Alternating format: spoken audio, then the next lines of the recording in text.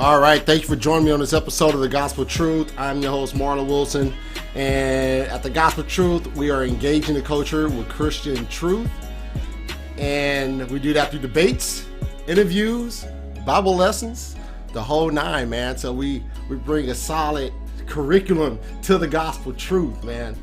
And I'm always excited to jump on here with you, and I thank you for joining me this evening. Right now it's 6 p.m. over 6:10 over here in Cali. And over there at East Coast, it's 9 p.m. So I hope it ain't too late for y'all over there on the East Coast. But I have an exciting show for you today. I have Mr. Tyler Vela and Mr. Eric Murphy on here, and they're going to be talking about what is atheism. It's an interesting subject because we hear a variety of definitions of atheism, and we're going to get down to the nitty-gritty of what is atheism. So I'm sure that these two individuals are very able, very equipped intellectually to handle that question and give us some rundown and lowdown on that. But before we bring the guys in, I do want to encourage you to go ahead and like and follow The Gospel Truth on the Facebook page. And if you can't take time to go ahead and subscribe on YouTube. And also when you're on those pages, go ahead and hit the notification bells so you don't miss out on anything, any live broadcasts and any recordings that I upload on to those pages. Also, I'm on podcasts as well. This content is on podcast. So if you're one of the guys or gals who are on the go and you don't have time to watch the videos, you can always go to the subscribe on the Gospel Truth podcast. I'm on Google Play, iTunes, Stitcher, Spotify. So all the major platforms for podcasts, I am on there. So go ahead, take time to go ahead and like and subscribe over there. Do what you have to do. But with that said, let me go ahead and go over a couple of announcements before I bring these guys in. Let me get this up. All right, coming up February 7th, 2020, I have Pastor John Speed, and we're going to be discussing his ministry, Abortion in America, effectiveness of fighting abortion, and major concerns for the Christian. And Pastor John Speed, he works with all those guys over at Apologia Church, and they're very active in trying to stop the abortions, trying to stop the rabid nature of abortion. So I'm going to be having a discussion with him. Look forward to that. Coming up, another debate. I have Benjamin Duncan, who's a secular humanist, Joshua Olson, Christian. They're going to be having a debate. Can the secular humanist framework provide a rational basis for genuine knowledge? I know that's a bit of a mouthful, so look out for that. It's coming up February 10th, 2020 at 6 p.m. Pacific Standard Time. Next up, I have another interview, Mr. Eddie Caparucci. And me and him has been scheduling a debate, and it seems like every time we get close, it gets pushed back. So hopefully this date will stick. February 12th, 2020, 6 p.m. Pacific Standard Time, and we're going to be talking about overcoming porn addiction and his new book, How the Inner Child Impacts Your Sexual Addiction. So that's going to be an interesting discussion as well. I know I said that I do debates, biblical lessons, and interviews. I do some Christian living too, and this is one of those type of interviews as well. So be on the lookout for that. And coming up, lastly, I have another debate, atheist and Christian debate. And they're going to be debating the value of Christianity. And it's going to be Mercy Faye versus Michael Holloway. And they're going to get down this debate February 13th, 2020. So that's going to be an exciting time. A whole bunch of shows are coming up. This is just the first couple shows, the next 4 shows. But if you go to the YouTube page, once again, you'll see everything that I have coming up. But with that said, let me go ahead and bring these fellas in because that's what y'all are here for. You ain't here to listen to me jabbing my jaws. So let me bring these guys in real quick. What's going on, fellas? How y'all doing? Hey, good. How are you? All right. I think Eric had himself muted. I did have myself muted. Hey, how's it going? All right. Thank you, too, for joining me. I appreciate y'all. Oh, thanks for having us. Absolutely. Glad to be here. All right, cool. So today we're going to be debating or discussion. We're going to be talking about what is atheism. All right. So, like I said, Eric, it's been a lot of different definitions that we've heard about what is atheism. So I'd love to hear what your take is on atheism and how, what's going on with that. But before we get into the core of the subject matter, I do want to go ahead and give you guys a chance to introduce yourself. So, Eric, if you want to take time to go ahead and introduce yourself to those who may not know you. Sure. So my name's Eric Murphy. I live in Austin, Texas, and I am a volunteer at the atheist community of Austin. I am the host of the younger sister show to the Atheist Experience. It's called Talk Heathen. It's every Sunday at 1 p.m. Central. I also have my own channel, youtube.com/Eric D. Murphy, where I have sit-down conversations with Christian apologists every week. And it's just a ton of fun. I also do Twitch streaming and all kinds of good stuff, debates, live shows, all of that. So I'm just kind of involved, and if you want to see what I'm up to, definitely check me out. All right. Thank you, Eric. I appreciate you once again for coming on my show. I know you just got off work, man, and I'm sure Yeah. you're feeling it a little bit, so I do appreciate you, sir. I'm happy to be here. I've been looking forward to this. Excellent, excellent. All right, Tyler, you're up, man. Go ahead and give him a quick introduction to those who don't know you. Well, my name is Tyler. I am the host of the Freed Thinker podcast and blog, which is a show that has enough content for everybody, but not enough for anybody, really. It's just kind of a labor of love, dealing with all of my interests in and around biblical studies, theology, apologetics. It really started out of my experience as an atheist growing up, converting in college at a secular university studying philosophy. So I don't do a lot of apologetics with, Mormons and Jehovah's Witnesses and Islam. It's really geared towards atheism and the new atheism and defending the Christian faith against those types of objections, and then advancing a positive case that I think can be made for Christianity. But on top of that, I'm an ordained elder in the Presbyterian Church in America, which is a conservative reformed denomination. And I'm also working on my master's degree in biblical studies. So I do a lot of topics in kind of ecumenical conversations between Presbyterians and Baptists and Calvinists and non-Calvinists. So it's my episodes and content is kind of what I'm studying and reading at the moment. So there are some things there for atheists and unbelievers, and some things there that they probably wouldn't care less about. So it's just kind of a labor of love overall. So, but I'm glad to be here. I've been following Eric for a little bit of time.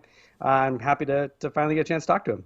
All right, cool. Sounds good. Sounds good. Thank you, fellas. Hey, Eric, before we get into it, you mind turning your mic up just a little bit? Yeah, sure, no problem. Okay. Marlon, could you turn my face down a There little we bit? go. I wish I.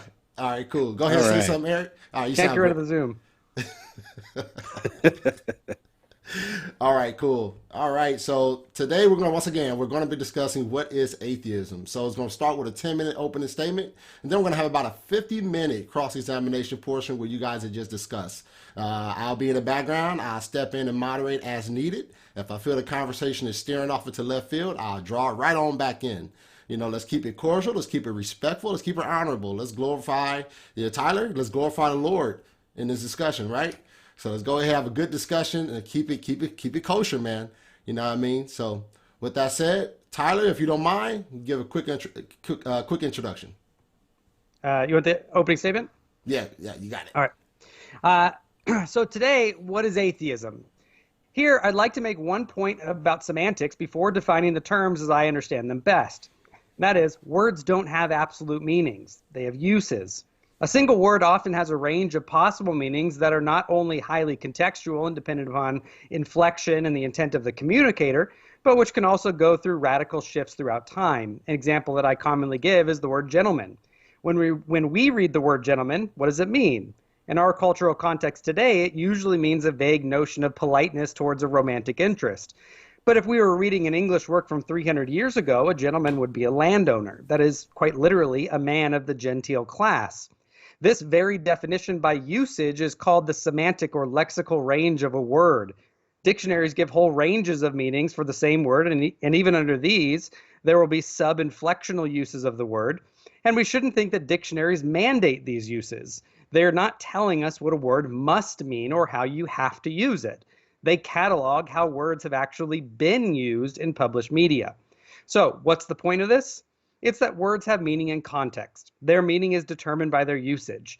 So to that extent, I'm not trying to tell atheists what they must mean when they use the term atheism or call themselves atheists. I'm not trying to give an objective or absolute definition. Atheists could use the term to describe a slice of roast beef for all I care. My point today is to lay out a couple of ways that the word is used in my experience and try to give a recommendation for how atheists should use it if they want to be consistent with their worldview and with their rhetoric against religious believers.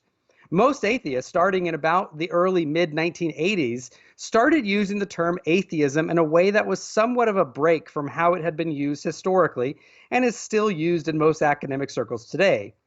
Rather than the denial of the existence of God, atheism came to mean a mere lack of belief in the existence of God, a description of personal incredulity more so than a statement of the way the world actually is. For millennia, atheism had meant the denial, the rejection, the disbelief in God or gods.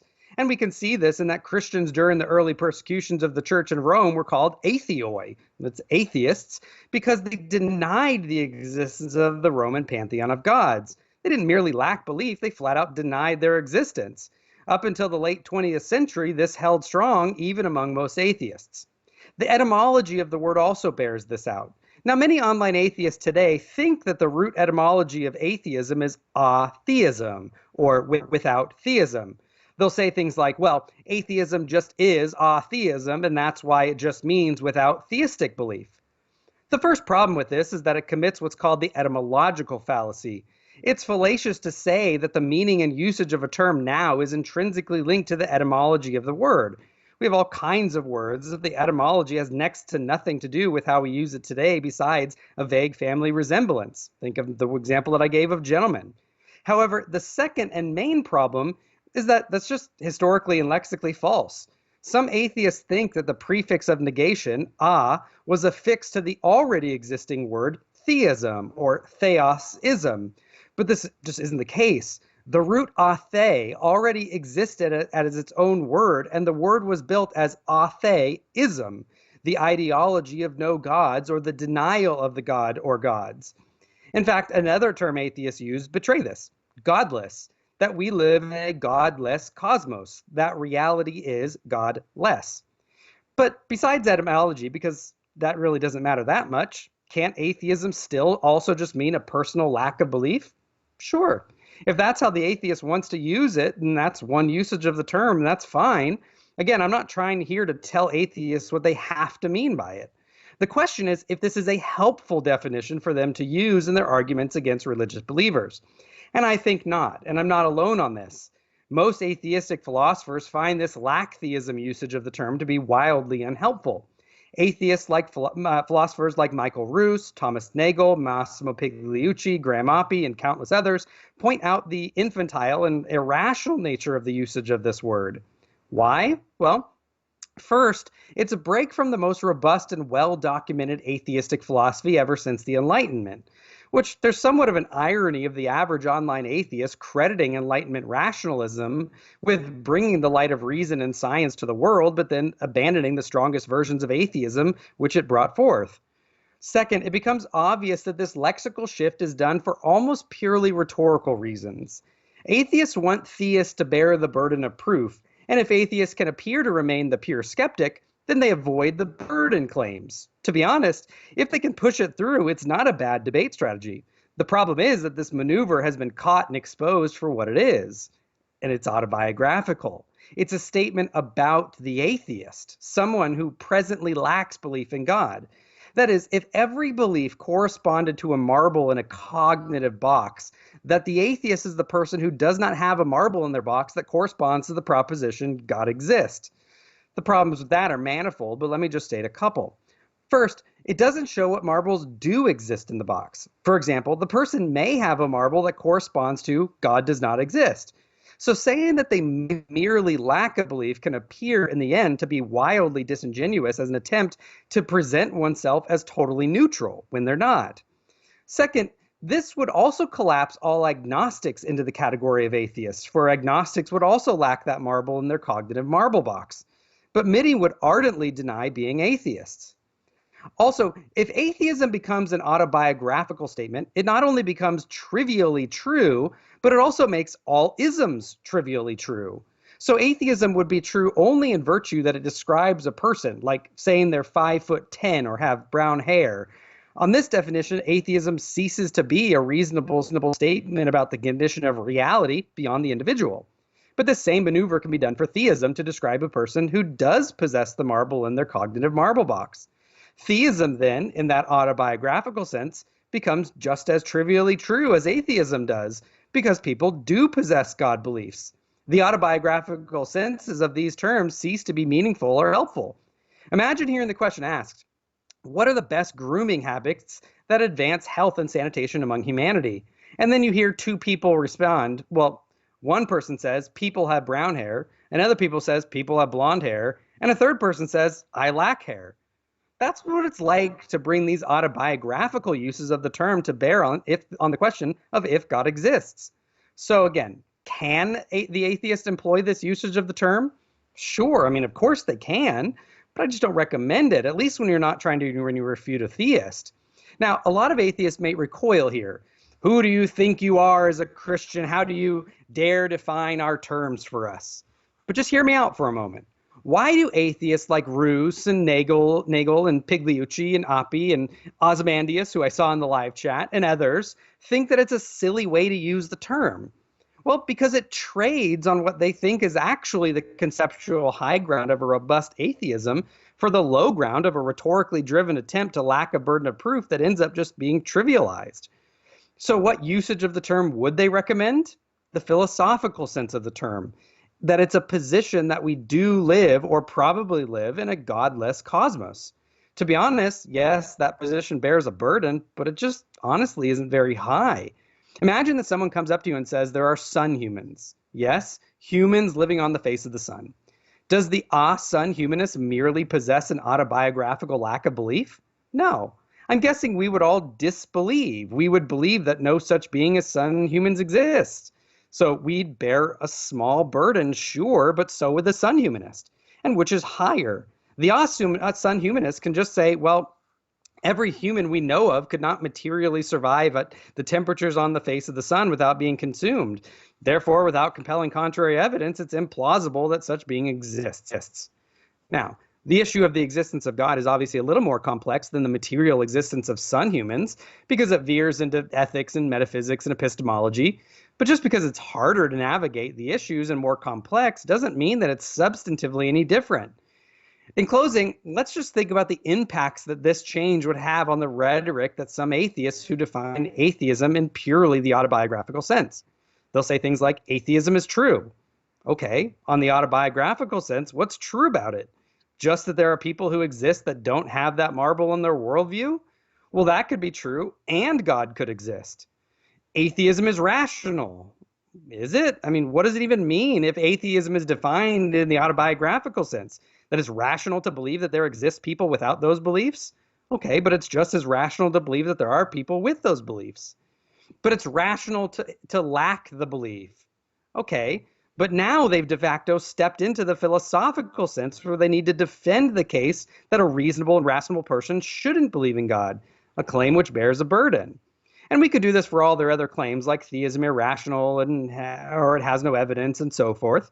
And so what we see is that defining and using atheism in the autobiographical sense actually declaws the position of any real conceptual force that it could potentially have. And that often in practice, the rhetoric from many atheists veers into the very philosophical sense that they're trying to avoid in the first place, making it appear that they're just inconsistent with themselves.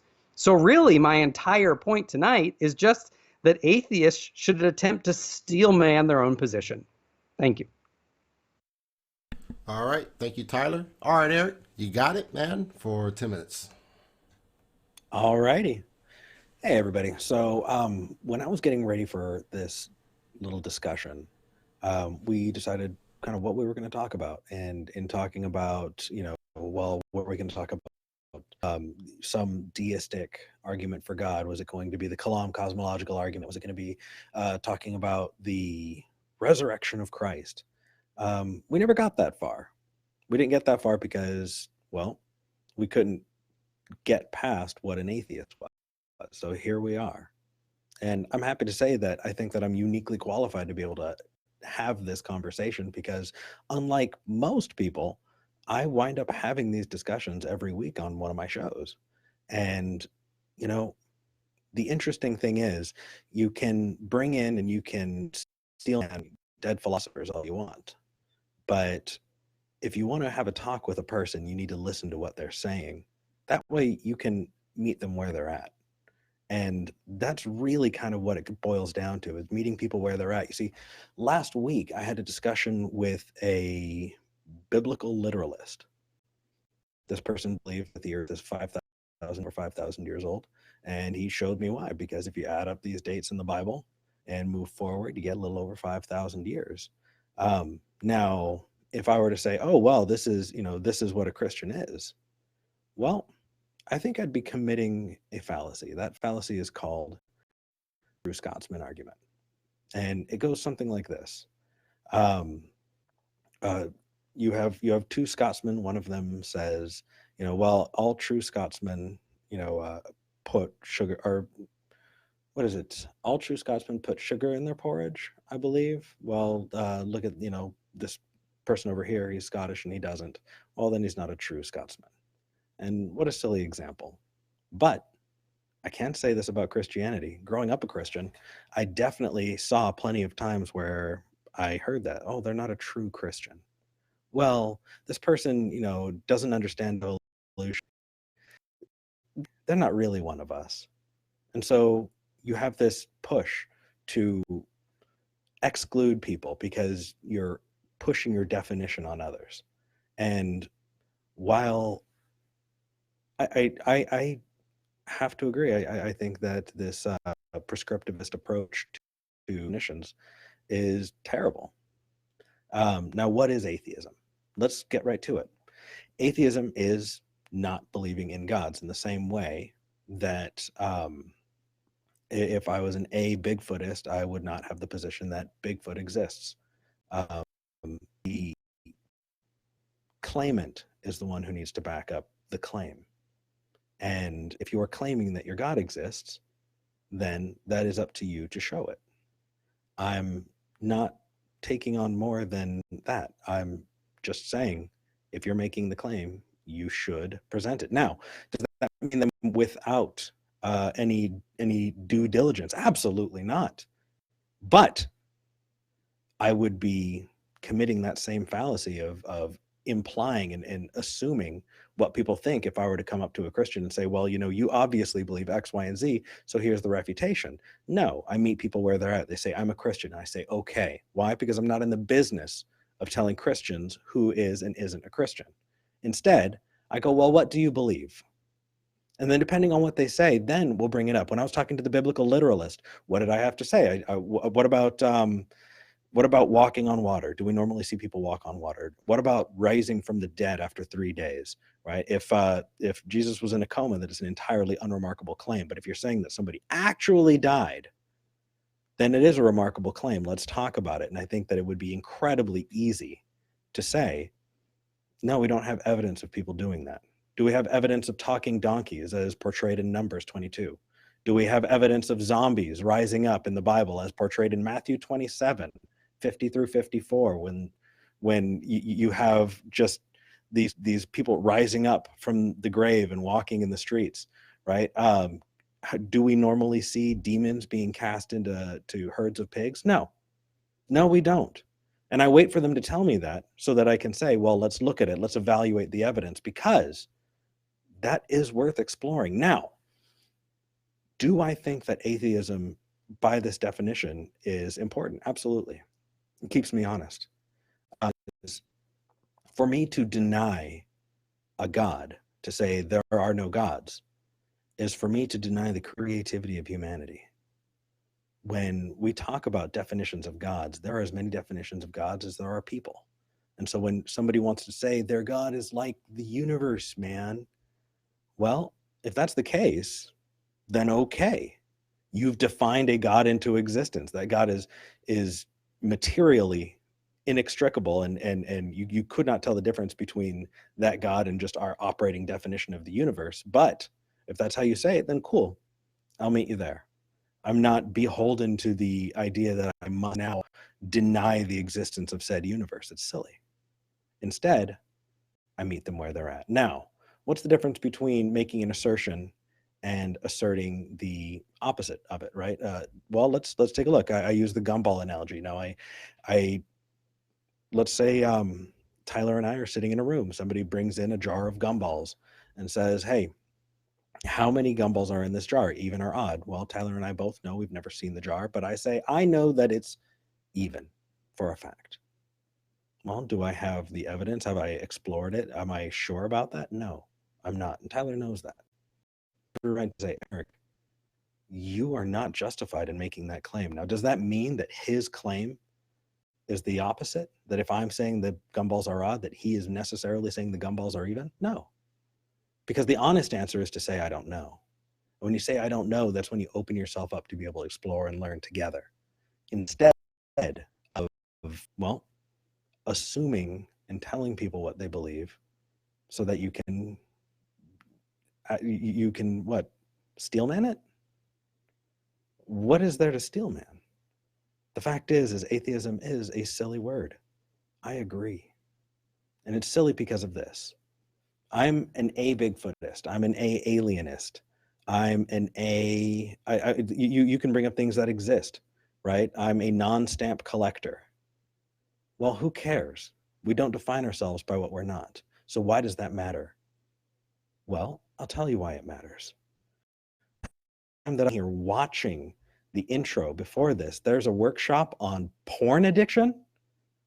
The idea that we should be able to reach in and actually, number one, pretend that we're psychologists, and number two, put down people's sexuality. No, I saw that enough in my church.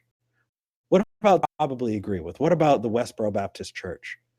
How about the excommunication of families? How about religions that aren't Christianity? Because, hey, I'm an atheist, not an a-Christian only. So what about honor killings? It's going to stop mattering when we stop legislating it. It's going to stop mattering when we stop dividing our families. And it's going to stop mattering when we quit using it as a place to couch our bigotry. Now, if you believe, that's great. That's fine. Do I think you have good reason? No. But that's not enough for me to come here and spend my life trying to stand up and say, this is wrong. And so here I am.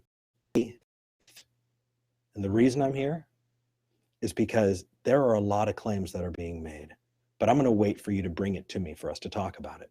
That is not abdication of responsibility. That is, well, it's a dose of honesty when we need it. All right. Thank you, fellas, for those opening statements. Appreciate you both. All right. Now we're going into our 50-minute conversation discussion. Once again, I'll be in the background, making sure the conversation stays on track. And I'll be stepping in. If any ad hominems are thrown anywhere, I'll be stepping in to cease that, to keep the conversation going. All right. So you guys have it. And have a good talk, man. Cheers. You wanna kick off like an opening question for us or something to us, Marlon? Hey, what is atheism, man? Hey, well, if you were to say what is Christianity? Can you tell a Christian that they're not a Christian? What about Mormons? Well, if you're asking me, I would say. Well, I'm asking you. You're asking me or Tyler? I'll ask both let me of answer because I'm his. Go ahead, Tyler. You got it, brother. Yeah. And I'm gonna honestly answer by deflecting, but intentionally, because that's not the topic of the discussion, right? No, of course not. You brought up the no true Scotsman fallacy. And I wanted to ask about that because I'm not sure how it's relevant. If I was here and I was saying, okay, well, you claim to be an atheist, but you're not really an atheist because A, B, C, D, then that might be a no true Scotsman fallacy. But if I come along and I say, okay, well, you can define an atheist however you want. I mean, like I said, you can say as many memes as you want that a newborn baby or a dog or a rock or a slice of roast beef is an atheist because they lack a belief. Cool, go nuts. My question, though, is towards the end, when you kind of got into a little bit of a political rant, you said it's bigotry, it's wrong. It's, you got to the point where it's, you were on the verge of saying it's false, comparing it to Bigfoot. And I want to push and just ask, do you really, if you're honest, because you keep wanting to say, if you're intellectually honest, do you really just lack a belief in Bigfoot and aliens? Okay. and poltergeists? So Or first do off, you actually believe it's false? I said that it's a place where people can couch their bigotry. Is that not true?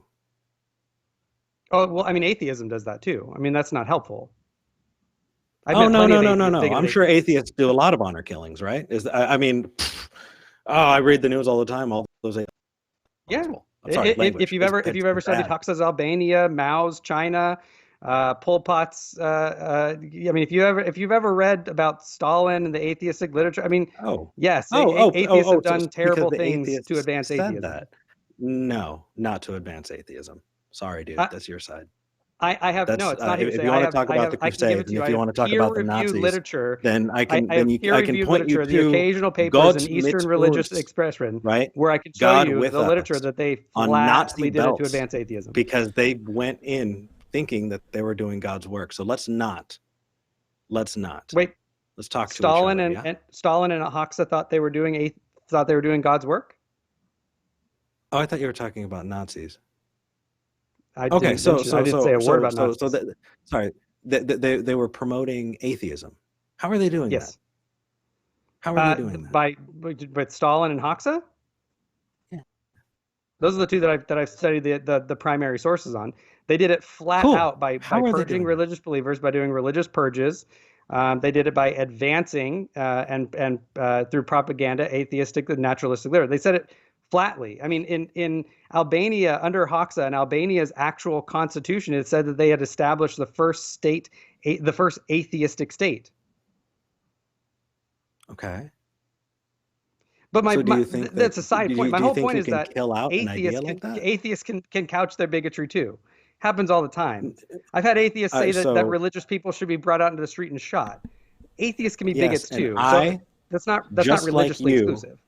Condemn them, and I condemn them publicly. Good, you should. Said, I, like you, condemn them, and I condemn them publicly. Okay. So let's talk to each other. Good.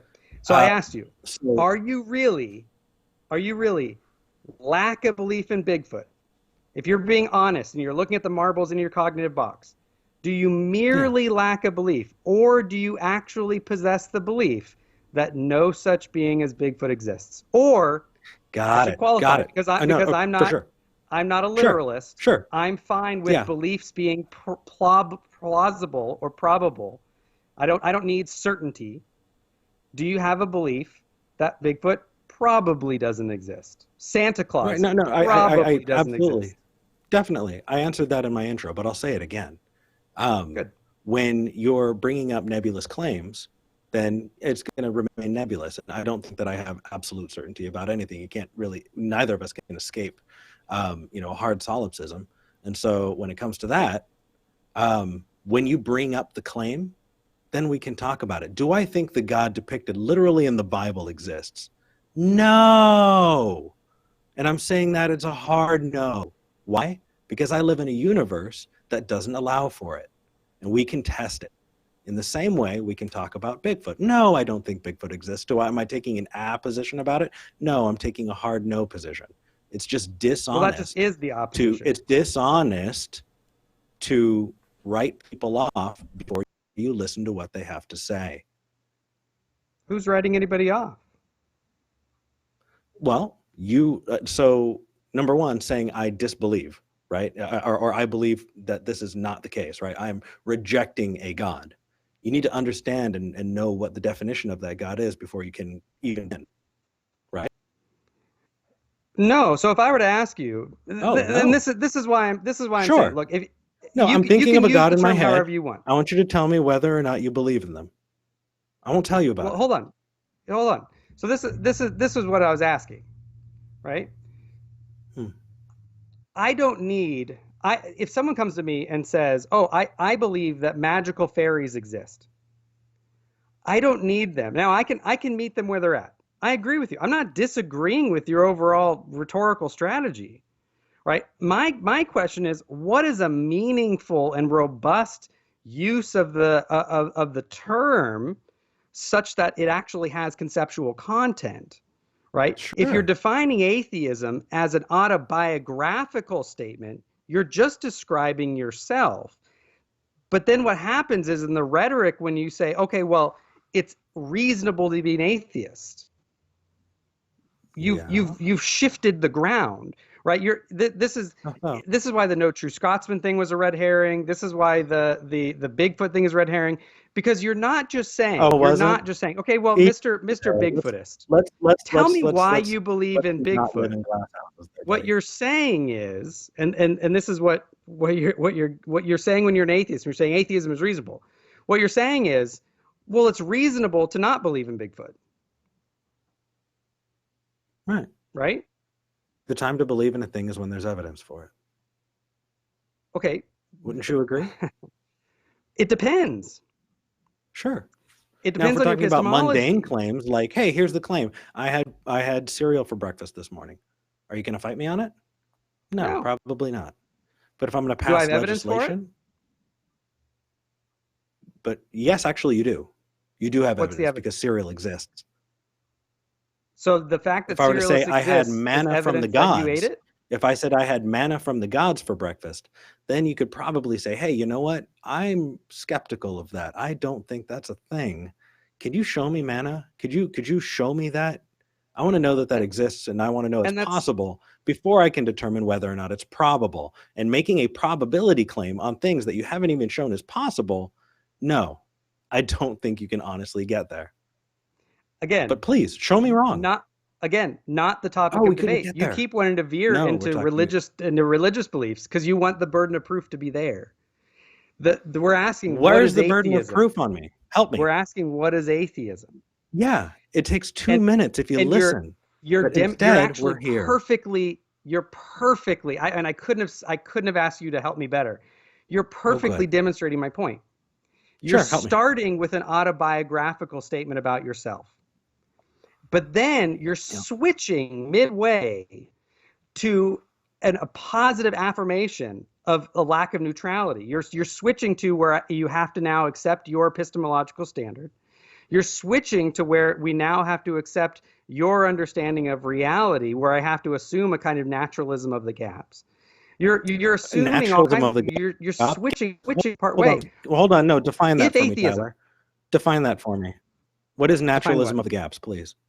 Naturalism of the gaps. Naturalism of the gaps is that a natural explanation is intrinsically more plausible than any non-natural explanation. Okay, how many non-natural explanations do we have for things, Tyler? It's a major criticism of Hume. You could read a bunch of different people like John Ehrman, his critique of Hume, his abject failure, I'm asking Tyler and going Vela, into the problem. How many non-natural explanations do we have for things, Tyler? How many non-natural? Well, I'm a theist, so I'm going to say we have at least one. Okay, show me. Right. Your God needs an apologist, but again, because he hasn't made it in, hasn't checked in for work, right? Maybe we can schedule him next week. No, needs you. Why? Because it's your claim. But notice you're already in there. You're already smuggling in philosophical atheism. You've already abandoned. You're proving my point again. You've already abandoned the autobiographical sense of the term. Look at the top banner. What's the topic? What is atheism? What is atheism? Notice again, you're trying to switch it to defend your Christian belief. That's not the topic, my friend. Okay, cool. Then let's get it done really quick. Atheism is the lack of beliefs and a belief in gods. And when you give me a session of that, I'm going to evaluate it and come up with a strong yes or no or maybe. I don't know. Do you think atheism is true? You wait. What does that even mean? I'm asking you, do you think atheism is true? Do you think skepticism is true? No, I don't think skepticism is true. I think skepticism is methodology. Do you think atheism is a methodology? Well, it's the application of things like skepticism. Yeah. So then it's not merely a description of a person. It's the end point to a very single claim. But if the singular claim is something that we're making special exemptions for, well, then I think intellectually that's irresponsible. But if we're then backing that singular claim with excuses to be mean to each other, to exclude other, well, then now you pissed me off and we're going to have to talk. Okay. First, you keep bringing in all these memes about bringing excuses. I'm asking you, what is atheism, right? It, I it's told not, you. so it's not a fact. It's a methodology apparently, but it's not a That's methodology. the It's an answer. application of It's a methodology. refutation of a claim, but it's not a Which claim? proposition. What do you think a refutation is? So which claim, Tyler? It's your position. I'm asking you your No, no, no, position. no, no. You're on the roll. Go ahead. What's the refutation? What am I refuting? I, I'm asking you about your position. I think you're so Oh, used to good. Now trying to we're put the meeting each other burden where we're back at. on the Okay, cool. theist. You keep Sounds trying to good. do it. No, I'm asking you because I think that you're making half-cocked claims and you're trying to get away with it. So no, I'm just pushing it See, until you get I'm uncomfortable. repeating So what you said. let's, You said it's the so let, refutation of a claim. yes. Okay? Now what If someone claim? came to you and said Santa Claus exists, Hmm. do you lack a belief in Santa Claus or do you refute it to show that the claim is false? I got you. Again, I'll say it again, right?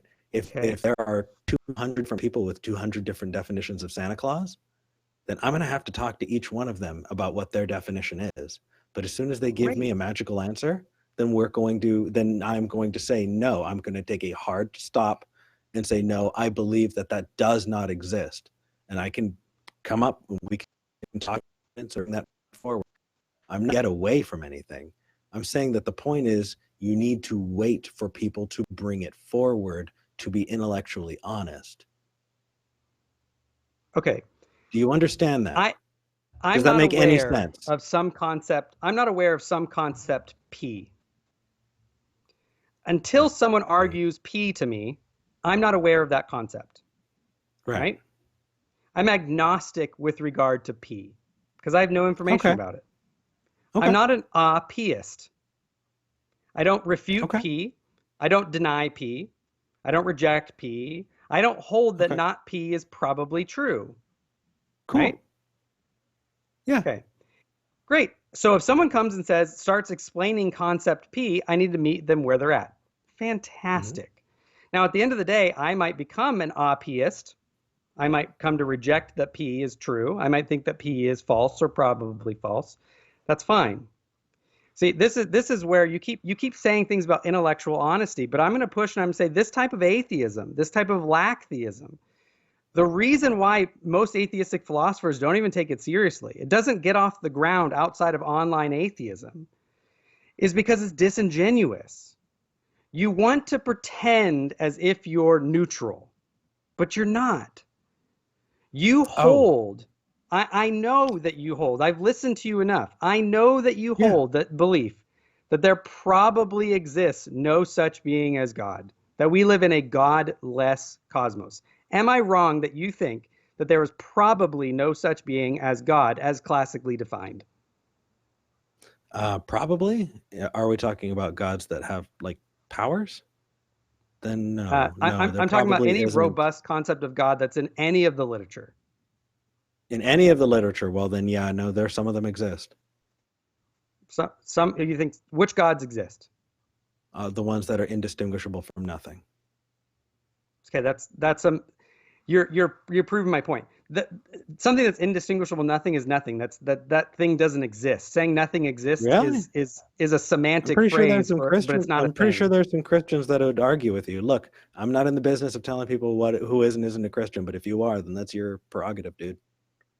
Where did I say I was saying who is and isn't a Christian? I'm saying that that's not a meaningful term. It is to plenty of people, and I listen to and talk to them. Wait. Are you now going to honestly say on recorded video that there are Christians who define God as identical with nothing? Yes. Can you give me a citation for that? Let's see. I've had a number of callers. I'd have to look it up, but yeah, there are a number of callers who, in an effort to try their religiosity, in an effort to try and hold this idea that a God needs to exist, they've defined them out of any kind of applicable existence. So you have this kind of shallow deism. God created things and then just kind of poofed out of existence or just walked away. Cases, yeah, there are plenty of people who think that. That's not this is showing that you're not listening. That's not defining God as nothing. That's you not liking their concepts and you saying you're basically saying, I think that's nothing. And so therefore you're wrong. And that's the same thing as nothing. That's not the Christian coming That's not along what and I saying, said. my Ask me. concept of belief is that God is identical with nothing. No, so If what is you're the going to difference say you're going to between be the nothing and charitable something one that's meeting where the people they indistinguishable are, from at nothing? least be honest about it. I am being honest. Why don't you tell me what the difference is between something that's nothing and indistinguishable from nothing? Please. Maybe Again, you can set me straight, and then I can forevermore never sure. make that statement again.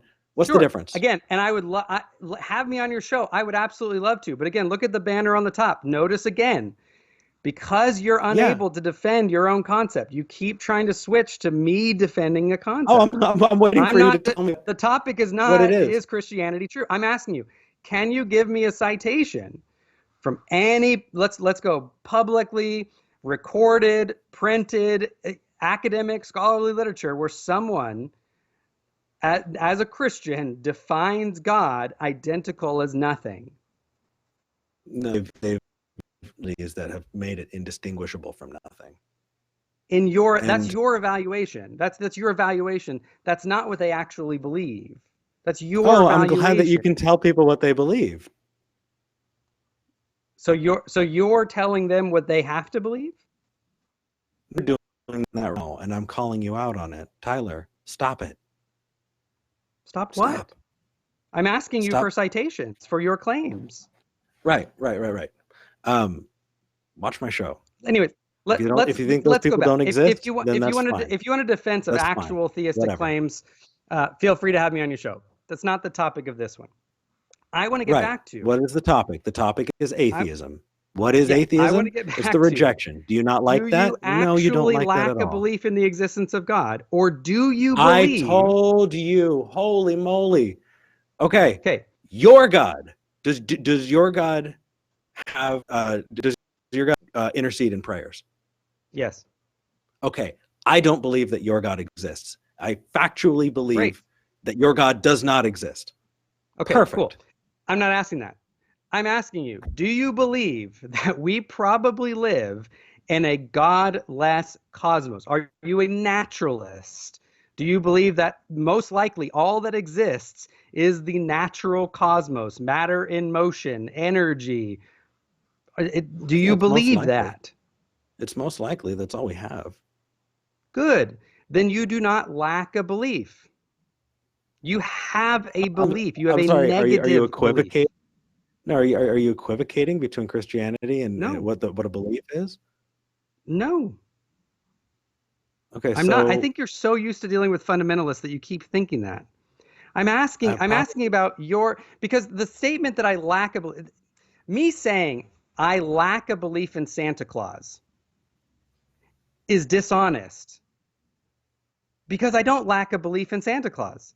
I possess a positive disbelief that any such being as Santa Claus, in the Hallmark kind of sense, I believe that there was a historical Saint Nicholas, whatever, in the red suit, goes down the chimneys, delivers, all the toys to all the good little boys and girls in one night in a year. I positively believe that no such being as that Santa Claus exists. Yeah. Okay. No, I can do that. So anybody who says that the miracle claims in the Bible are true and that God of that Bible exists, I have a positive, or I actively disbelieve that God exists. Okay, but I'm not asking about a specific one, right? Because you have this is the bread and butter of the online atheistic meme community, right? I'm glad you can sum us up all up as memes. That's fun. Whether or not you like it, it's a good way to write us off, isn't it? You have a worldview. Oh gosh, that's so condescending. You have a worldview. How many Christians have I done that about? Are you something like a naturalist or a materialist? Do you believe that this cosmos is most likely, in every sense of we're talking about any meaningful concept of God or gods, monotheism, polytheism, henotheism, monolatry, animism, spiritualism. Do you believe that we probably live in a godless cosmos? Okay, so you threw a lot of stuff in there. Some of them I'm probably compatible with. Other stuff, no. What's the difference? The difference is the claims of magic. If you believe in magic, you have to show me magic. Why? I don't believe Because in I think magic. it's a really good idea to show me magic before you say that magic is likely the explanation. I don't believe in magic. So, how did the universe come into being, Tyler? By the existence of God, by the creative force of God. Yeah, that's magic. Yeah, magic. That's not magic. That's what again. You're saying you want to meet people who are whatever you want to call it. No, that's fine. Whatever you want to call it. Notice that you want to say, well, you can't define for me. I want to listen to what people believe. You believe in magic. I don't believe in magic. Actually, magic is the use of means and spells and items by a person to bring about favorable results in the world. That's what magic is. Okay, that's not my definition, but if you're going to use that, then okay. That's the point. So you're equivocating. Because you're going to use a term that you want to use because it has a certain pejorative sound to it that you like. Even though that's not actually how it's used in the literature, the academic literature, or how we mean it. Pejorative definition, Tyler. What's that? Sorry, you're cutting in and out. Oh, sorry. I just thought you were talking over me. What's your less pejorative? What's what? What is your less pejorative definition? Of what?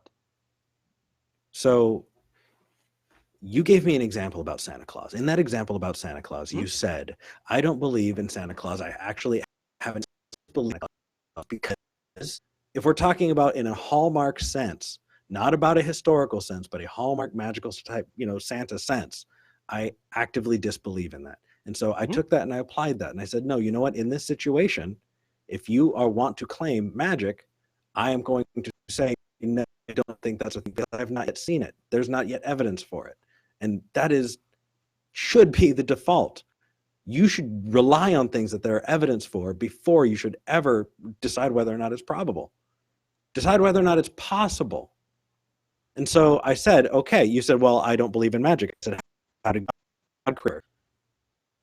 Right? God go down to the universe store? Did he consult with other gods? Did he what did he make it out of? Can you do that? Can I do that? How many ways can you do that? Was it breathed in? Was it spoken? No, you don't like it, so that you're going to change it back. Because why? Because it makes you uncomfortable. Because it's magic. Actually, or whatever you want to call it. Actually, it doesn't. It really? Doesn't. I mean, you said I was condescending. I mean, I could say that your skepticism is just asinine solipsism, and that's the word I use. I know that's not the word you use.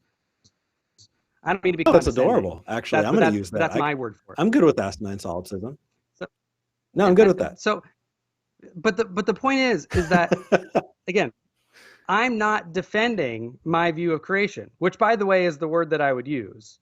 I wouldn't use magic. Creation. Right. The only reason why you use magic is, again, because, and by the way, every atheistic philosopher is rolling over listening to this from you, is because you have a naturalistic worldview, which I'm not even saying is false.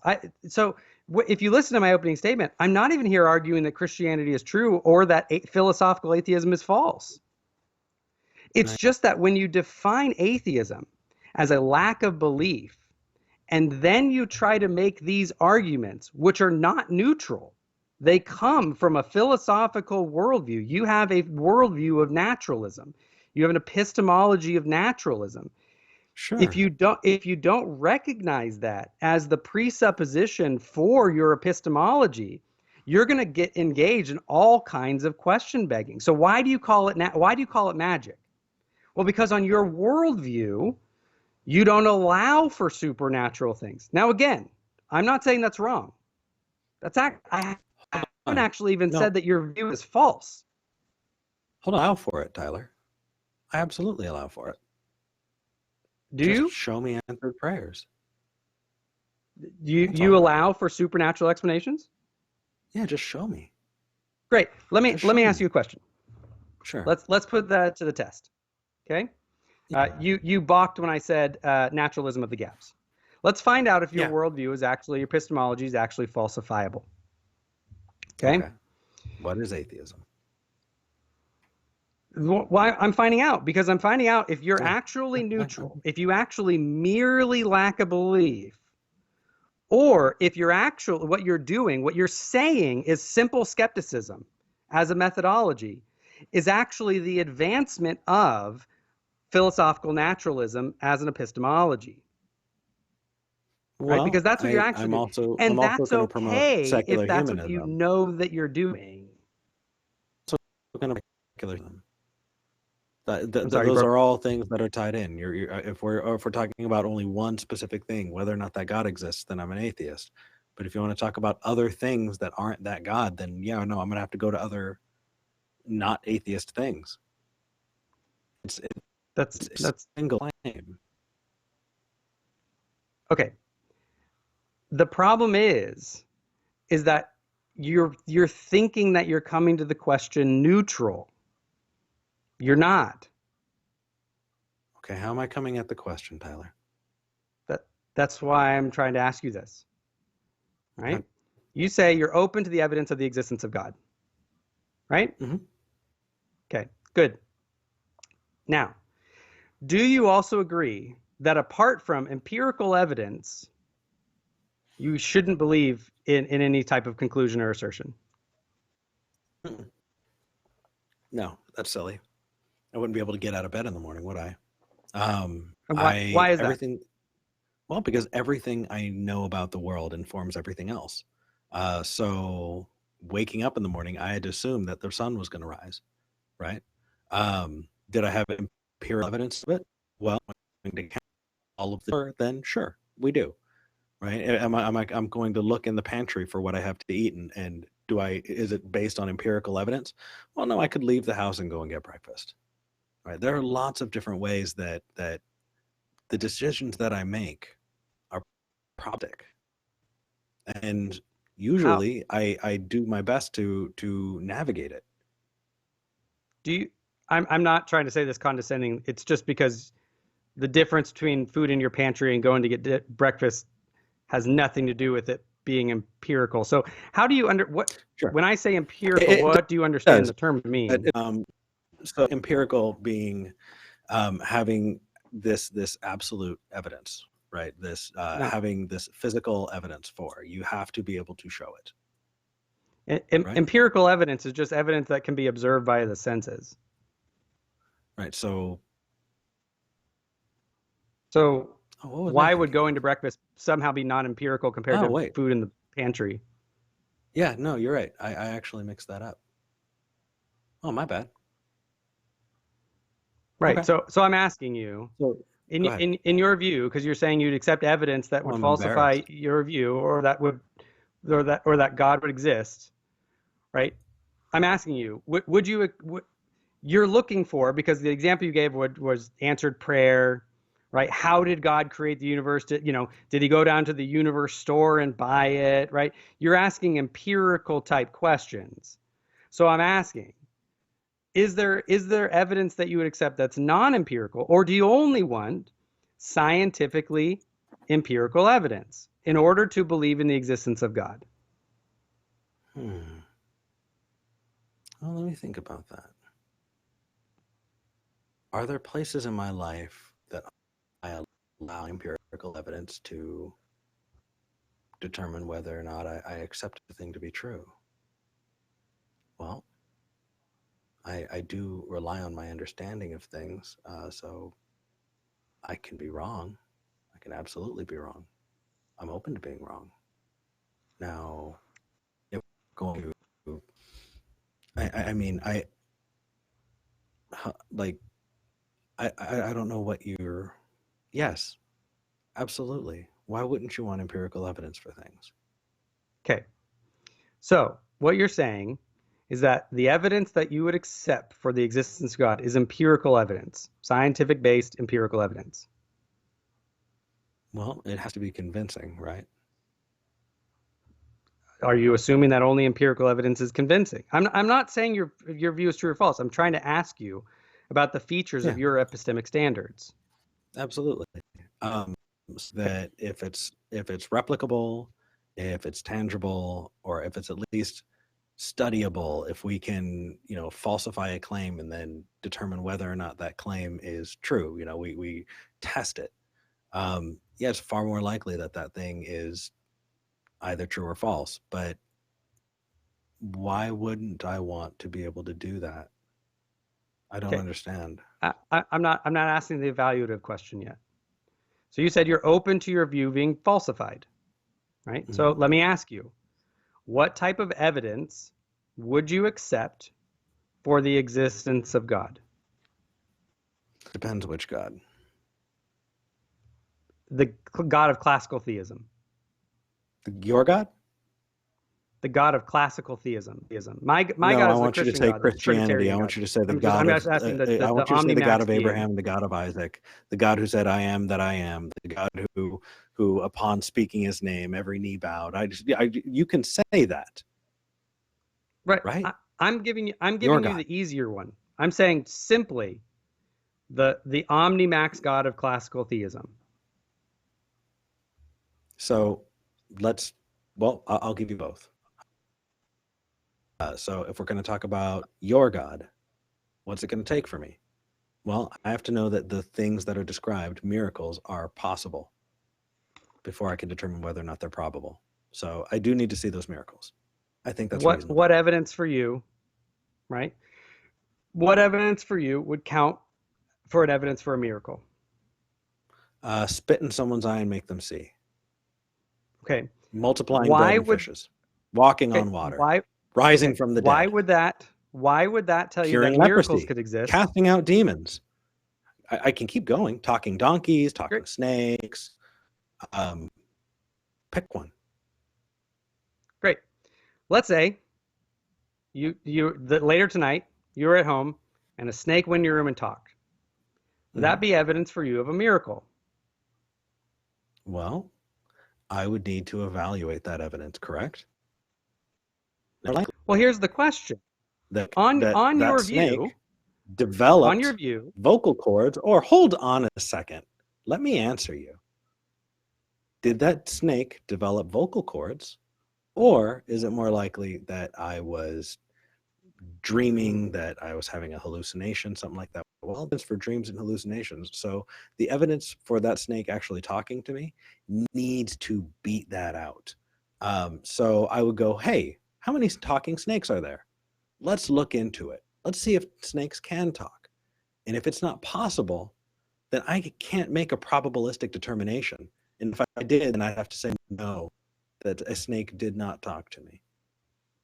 Great. So what you said, that any of the you rattled off somewhat condescendingly biblical miracles. So you said choose one, and I said great, a talking snake. Now You've just talked yourself out of a talking snake being evidence for you. No, I didn't. Because sure you did. No, I didn't.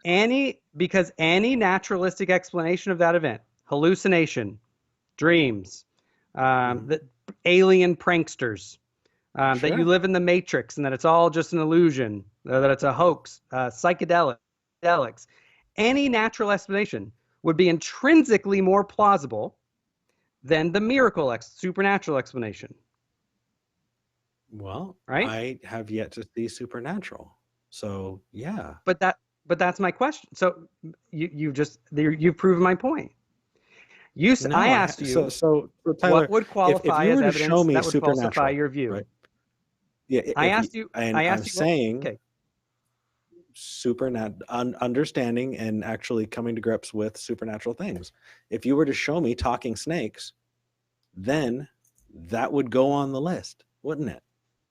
If people's eyes and making them see, if multiplying bread and fishes were things that we were able to see, then I could go, hey, what's the likelihood that happened? Well, I know that happens at this kind of, whenever X, Y, and Z are met. And then I can go, where X, Y, and Z happening? I can test it. I can check it. If you could test it and check it. Yes. If you could test it and check it, such that Mhm. whenever X happened, snakes talked. Would you then conclude miracle, or would you conclude that there's a natural cause because whenever X happened, snakes talk? No, you just show me the miracle. The thing is the problem with miracles is they're so vanishingly small. The ability to in any way reliably say, hey, here's a miracle that I can prove, it doesn't weigh up. That's why Eric, I'm not sticking my fingers in my ears. I'm just telling you, hey, dude, there's not enough you're evidence for proving it. my point, right? This is naturalism of Hmm. the gaps. This is when I What's ask you for naturalism of the any gaps? you could, sky is the limit, right? God could rewrite, he could write Yahweh made this. He could Oh, rearrange the stars to say Yahweh made this, right? that would help. That's a Why start. why would you, from that, let me ask you, from your naturalistic worldview, why would Mhm. you conclude God did that when you could say alien pranksters did it? Our minds are pattern forming machines and we're just seeing it.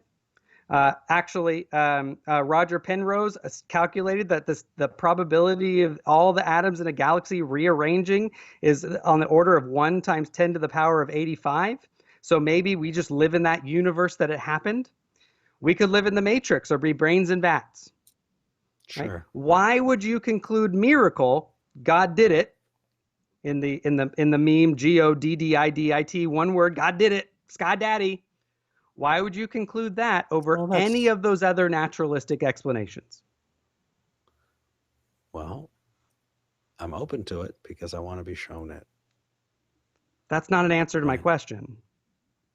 So, do I think that it is to go off half cocked without thinking about what's likely before determining what it was? I think that's incredibly No, irresponsible. I'm asking you. You're at the Wouldn't it be position where half cocked to you do that? literally have to sit here and stare at everyone watching and saying the stars could rearrange and write Yahweh made this, and you're going to say, well, I don't know if that'd be evidence. I'm sorry, but when you say No, something like I'm honestly open to the start evidence, with that. and then you say that Start with that. the stars could rearrange, and you really have to think No, about if you that'd be just evidence, assumed. You it's just not neutral. assumed. I said start with it. Why don't you, Start please? start with what? Start with the rearranging of the stars. That's a good start. Good. Yeah. What is that? Would that qualify as evidence for Yes, you it for the would. existence of God? Yes, it would. But why? Why would, again? I'm asking you though. Sure. Why would that qualify as evidence for the existence of God when you have a whole plethora of naturalistic explanations that are intrinsically more plausible on your view? Well, I'm glad that you're finally admitting that those things are intrinsically more plausible I'm because not you're admitting right. that. I'm saying I'm that's your glad that word. you I'm doing an also internal believe in the critique. naturalism of the gaps. That's interesting. But you know what? I'm glad that you can admit that, Tyler, in front of all these people. It's good. It's good for Eric, you. Eric, listen, Hmm. you're showing that you're not listening. I'm doing an internal critique. That's what's true on your worldview. Right? And I'm showing that wait, your worldview is was not I as wrong? intrinsically neutral as you think it is. No, I just don't think it's good to go off half-cocked when it comes to making conclusions about things. It's half cocked to I, go I, off and conclude something based on all the stars in the galaxy rearranging, right? Yahweh did this. I told you that would actually be good evidence. Let's start with that. But I'm asking you why? What is it Why? about that evidence that would make that good Well, evidence? sure. So, if anything, I would have to understand, and if I were to look at the sun, go highline, then at a minimum, either A, something has shifted in the way that our planet is viewing the stars, or B, if we were to definitively go, oh, hey, you know what? The stars are different now. They're different now. Okay, what happened? Is it likely that it was a thinking being? Well, you can't rule it out. Sure. But does that mean that that thinking being has any other qualities other than the ability to rearrange stars? Well, I haven't seen that yet. Do I think if stars arranging messages every night, then I would go, you know what? There's something going on. And at a minimum, rearranging stars is in there. But do I make assumptions about other things about it? No. The time to believe those things is when there's evidence. Provided me evidence. Let's start there. Right. Great. So then you've just admitted that that's not evidence for the existence of God. It's evidence that the stars do those things. And if it happened regularly, then the assumption would be, well, it just happens regularly. The more regular it happens, by the way, wouldn't be a miracle. A miracle is something that doesn't happen regularly that way. The more regularly it happened, the more that it would be, oh, well, then just naturally, that's what stars do. So why would it be evidence for the existence of God? The whole reason I'm pointing this is that when you're trying to define atheism as merely that it's just lack theism, that it's just the autobiographical statement that I lack a personal belief, one, that becomes trivially true because theism can be defined that I could say theism is true. Theism is rational because I possess a belief in God. Right? In the autobiographical sense, it's entirely the same thing as defining atheism in the autobiographical sense. The instant you make any of these epistemic qualifications and evidentiary standards that you're trying to make, you cease to be neutral. You've now become a philosophical atheist, which is the entire point I've been trying to make. Just start with philosophical atheism, just cut to the jugular and go for it. Because it would be dishonest, Tyler. Because I talk to other people. How is being honest about your view dishonest? So for me to say there are no gods is to cut out any definition of God that I might wind up agreeing with. No, it's not. Yeah, it is. No, right now I can say I believe that there are no unicorns. Right? Mm-hmm. I believe that nowhere in the universe are there anything like unicorns. Right? Because I think we have good reason to believe why they were made up in fiction. Right? I believe that there are no such thing as unicorns. To say that is not dishonest. If I ever come up against evidence of a concept or a being like a unicorn that proves my view false, then great, I'll modify my belief. It's not dishonest to affirm what you think is probably true. You're making an incredibly simplistic mistake, Tyler. What is You're that? assuming that everybody has the same definition of unicorn. Aren't you? Aren't you? No. You are. So hold on. Let me again say it. Your God does not exist. Are we good now? Great. Do you believe?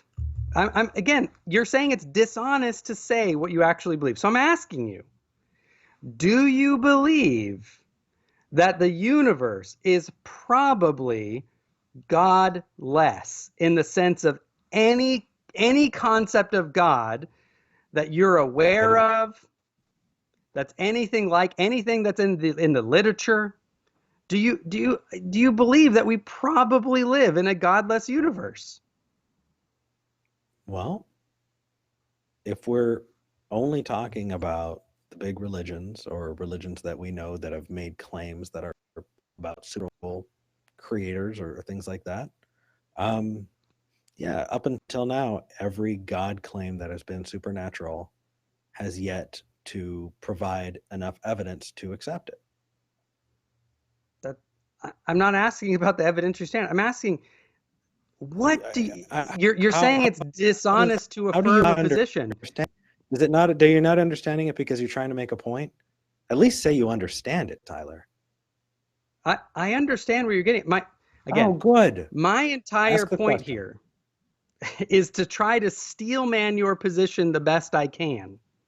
I know you don't like it. I know you think that I'm trying to say your view is false. No. I'm not. No. Here's the difference, Tyler. Is there are so many atheists in Sedona that are so busy holding to these ideas of crystals and chakras. There are so many woo beliefs that have nothing odds. For me to say, that I have those things in common with them is wrong, because deeply at the level that we're talking about, they could accept some of those things that I couldn't, and I could accept some things that they can't, that they don't, and we're both atheists. The atheist is so broad to include so many people that to steelman the position is absurd. And it's absurd because I can go down to Sedona and bring someone who thinks that, if you go and get enough Reiki, right, or if you get the right kinds of essential oils, that you'll never get sick, right? People who distrust medicine, who are also atheists, right? Those people, Right. yeah, the standards that they have are so deeply different that for you to steelman that position in that way would be to either cut me out or cut them out. And you shouldn't be in the business of defining the atheists who they, right? So please steelman us in a way that we all fit together. Try it. Let me ask you, those atheists down in Sedona believe in Reiki,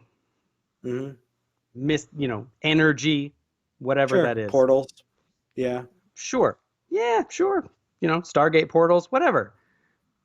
Do you think that concept is that there exists a God in any of the senses, in any of the literature in the universe? There are people who live down there. There are people who exist that are atheists that believe in magical spiritual things, that do not accept the idea of a creator God. That's or the God of biblical, not what I asked. History of, or your God. That's not what I asked. Maybe I got it wrong. Help me here. Okay. You're calling them atheists, right? You're not going to want to commit a no true Scotsman fallacy and say, well, they're not true atheists, right? Right. You're saying, so those atheists, you're saying you share the thing you have in common is that you lack a belief in God. And so therefore, you're all atheists. Yeah. Right? So built into your understanding of atheism is a lack of a belief in God or gods. Yes? Yeah. So you already built into your definition of an atheist have a concept, God or gods, that you're saying you all in common don't believe in. Let's say I wanted to pick up stamp collecting, right? Until I start collecting stamps, I'm not a stamp collector, right? Until I start asserting a theism, I'm not a theist. Cool. Right? Great. I would be an atheist by the definition that I'm bringing up. Wonderful. So you agree, built into the concept, your definition of atheism. I'm trying to clarify. Under your definition of atheism, there is already a concept that you have in mind of God or gods, whatever that concept is, or orb of concepts, or web of concepts, or catalog of concepts, whatever falls in the concept, God or gods, you and the people in Sedona share not believing in those things. Yes? Well, again, if we didn't, then they would be theists, right? They could be polytheists, they could be deists, they could be animists, they could be a whole host of things. That imagine all fits in. Yeah. Well, I mean, that's not all theism, but this is why atheism is somewhat of a weird term. But I'm getting to a point. So whatever that cluster of concepts is that you say we all of us share in common, none of us have a belief in anything that fits in that cluster of concepts. Right? You already have that cluster of concepts when you're saying, let's call that cluster of concepts T. There is no belief in set T that you and any of the people in Sedona have a belief in. Again, I can't make a definitive answer on that. And the reason is I don't know. And until I know them all, I can't make a definitive statement about it. So then what is it? Doesn't that just, how can I make a definitive statement about every theistic belief? I have not come across them. Now, is the time to accept them before you come across them? No. And so the automatic piece is you're not going to live your life in such a way that you have accepted that to be true. Right? Okay. I don't presently believe in swivel swarps. Someone might. Okay. Right? Sure. Before just now, you never heard of the term swivel swarp. Okay. Were you agnostic with regard to swivel swarps? Or were you atheistic? Well, if you want to define atheism as agnosticism, then that's fine. I care don't. more about us agreeing. No, see, here's the thing, is that this is what really ticked me off about this entire setup, is we could have actually had a conversation if we would have agreed on definitions and then moved forward. But your inability to move forward on that is indicative of a prescriptivist set. I don't care what you call yourself. You can call yourself a swivel swarpist. As long as we both understand what you mean when you say swivel swarp, then we're good. Great. And we can move forward. We agree. I Good. don't care what you're Then why are we having this debate? Why didn't you That's just why I said listen you to could me? say it's a slice of roast beef. Good. Then why didn't you just listen to me for half a second? Oh, we had to have this anyway, 2 months out. Because this is you're okay. You say you want to listen and understand people's points. I've repeated myself multiple times. What has been my entire point, this entire discussion? It's laid out very clearly in my opening statement, multiple times. Right. What's my point then? Your point was that you think that it is a bad idea because, hold on, let me go back through the way you said it. You went over historical definitions of atheism. And then after going over historical definitions of atheism, you talked about the way it is talked about nowadays and how there's been a shift, how there's a not picking up of proof, how there is a shifting that does not put anything on the atheist, wherein you think that is not, it doesn't benefit anybody.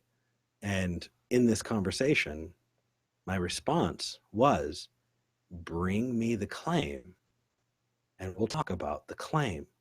Now, instead of going, you know what, it took this long for you to go, I agree. But up until this point, why then? Why were you not able to do that for me? Why is it okay to do that for others? Why is that something that you think is absolutely wonderful to expect of others? But when you're talking to me, this conversation was necessary. Why didn't you go, hey, this is what Eric believes. We could get this out in 2 minutes and then have a useful conversation. But no. Eric, you still didn't get the entire point. Well, did I get most of it, Tyler? The topic is, what is atheism? Oh, right. I'm glad that I you're said, answering if me. you want to define, let me repeat the point for you since you couldn't get it after I repeated it multiple times. The point is not that atheists have to define themselves in the philosophical sense. I said explicitly, if you want to define it in the pure autobiographical sense, have at it. Okay. Go nuts. So you do you, boo. Hold on. You do you. Yeah. So if that's your purely definition, autobiographical great. sense, right? If I'm talking about myself, then wouldn't that be it? Great. No. And I said you can have that definition. So my point, and because we're talking about what is autobiographical, Tyler? So okay, so then in that sense, okay, theism then just is the autobiographical statement that I possess belief in God. Yes. So theism is true. What? So theism is rational and evidence based because theism just is the autobiographical position that I possess a belief in God. So, okay, I see what you did. I see what you did there. Okay. Is that a helpful way to have a discussion? Do you think atheism is true or false? So you brought it up and it just confused the heck out of me. Atheism in the autobiographical sense. Okay, I don't think you were listening to my own statement. Atheism in the autobiographical sense is trivially true. Just like theism in the autobiographical sense is trivially true. Right. In the philosophical sense, I think atheism is false and theism is true. Okay. Why? Why do I think that atheism is false and theism is true? Well, you can invite me on your show if you want to. What is atheism? Haven't had enough of me. It's right up here. What is atheism? Yeah. Because you're talking to an atheist. So please, what is it? Why don't you ask me? And then when I say what it is, why don't you ask me? And then when I say what it is, you go, okay, and either you're going to decide that you're going to use that definition when talking to me, or decide that you don't want to have that conversation. Eric, you defined atheism. Tyler, you defined atheism as the lack of belief in the existence of God. Perfect. Can we move forward now? Good. Well, are you willing at all to move forward, Tyler? No, but to move forward with what? Would you move forward going, okay, that's the definition. Let's have a meaningful conversation. This is not a meaningful conversation. But Eric, you're being prescriptivist then. Is that the only definition of atheism? No. Good. So in there's the same way that your Christianity, which I've in laid the out. same way your Christianity is not the only definition of Christianity. Okay. If you want to say, this has been my point. If you're going to define atheism, if you're going to say atheism for me means the autobiographical sense that I merely lack a belief in God. Oh, gosh. Then, and this has been my point, if you then try to do the rhetorical strategy that you then do, you're shifting you're moving the goalposts. You're equivocating because you're going from an autobiographical sense of the term to a philosophical sense of the term. My entire point has been, if atheists were just willing to admit that they do that they have a philosophical sense, that they're not net neutral, our conversations here's the thing. Like this one would be so much more productive. Be an atheist. I can be an atheist because I looked in my bowl of alphabet soup and it told me there is no God. Does that mean that we philosophically same way? No. Does it mean we agree on our methodology? No. Does it mean we're epistemically the same? No. So if we're both atheists, then please tell me what we have in common, Tyler. What you have in common. So I could be, let's imagine, I'm not a flat earther, but let's imagine that I am. Let's imagine someone's a flat earther because they saw it in their bowl of cereal and they believed it. Mm-hmm. Another person's a flat earther because they went to university and they got a PhD and they're well-versed, and for some reason they think the evidence points that way. Sure. Is one of them not a true flat earther because they use a different methodology to get there? Or are they both flat earthers because they both have the belief that the earth is flat?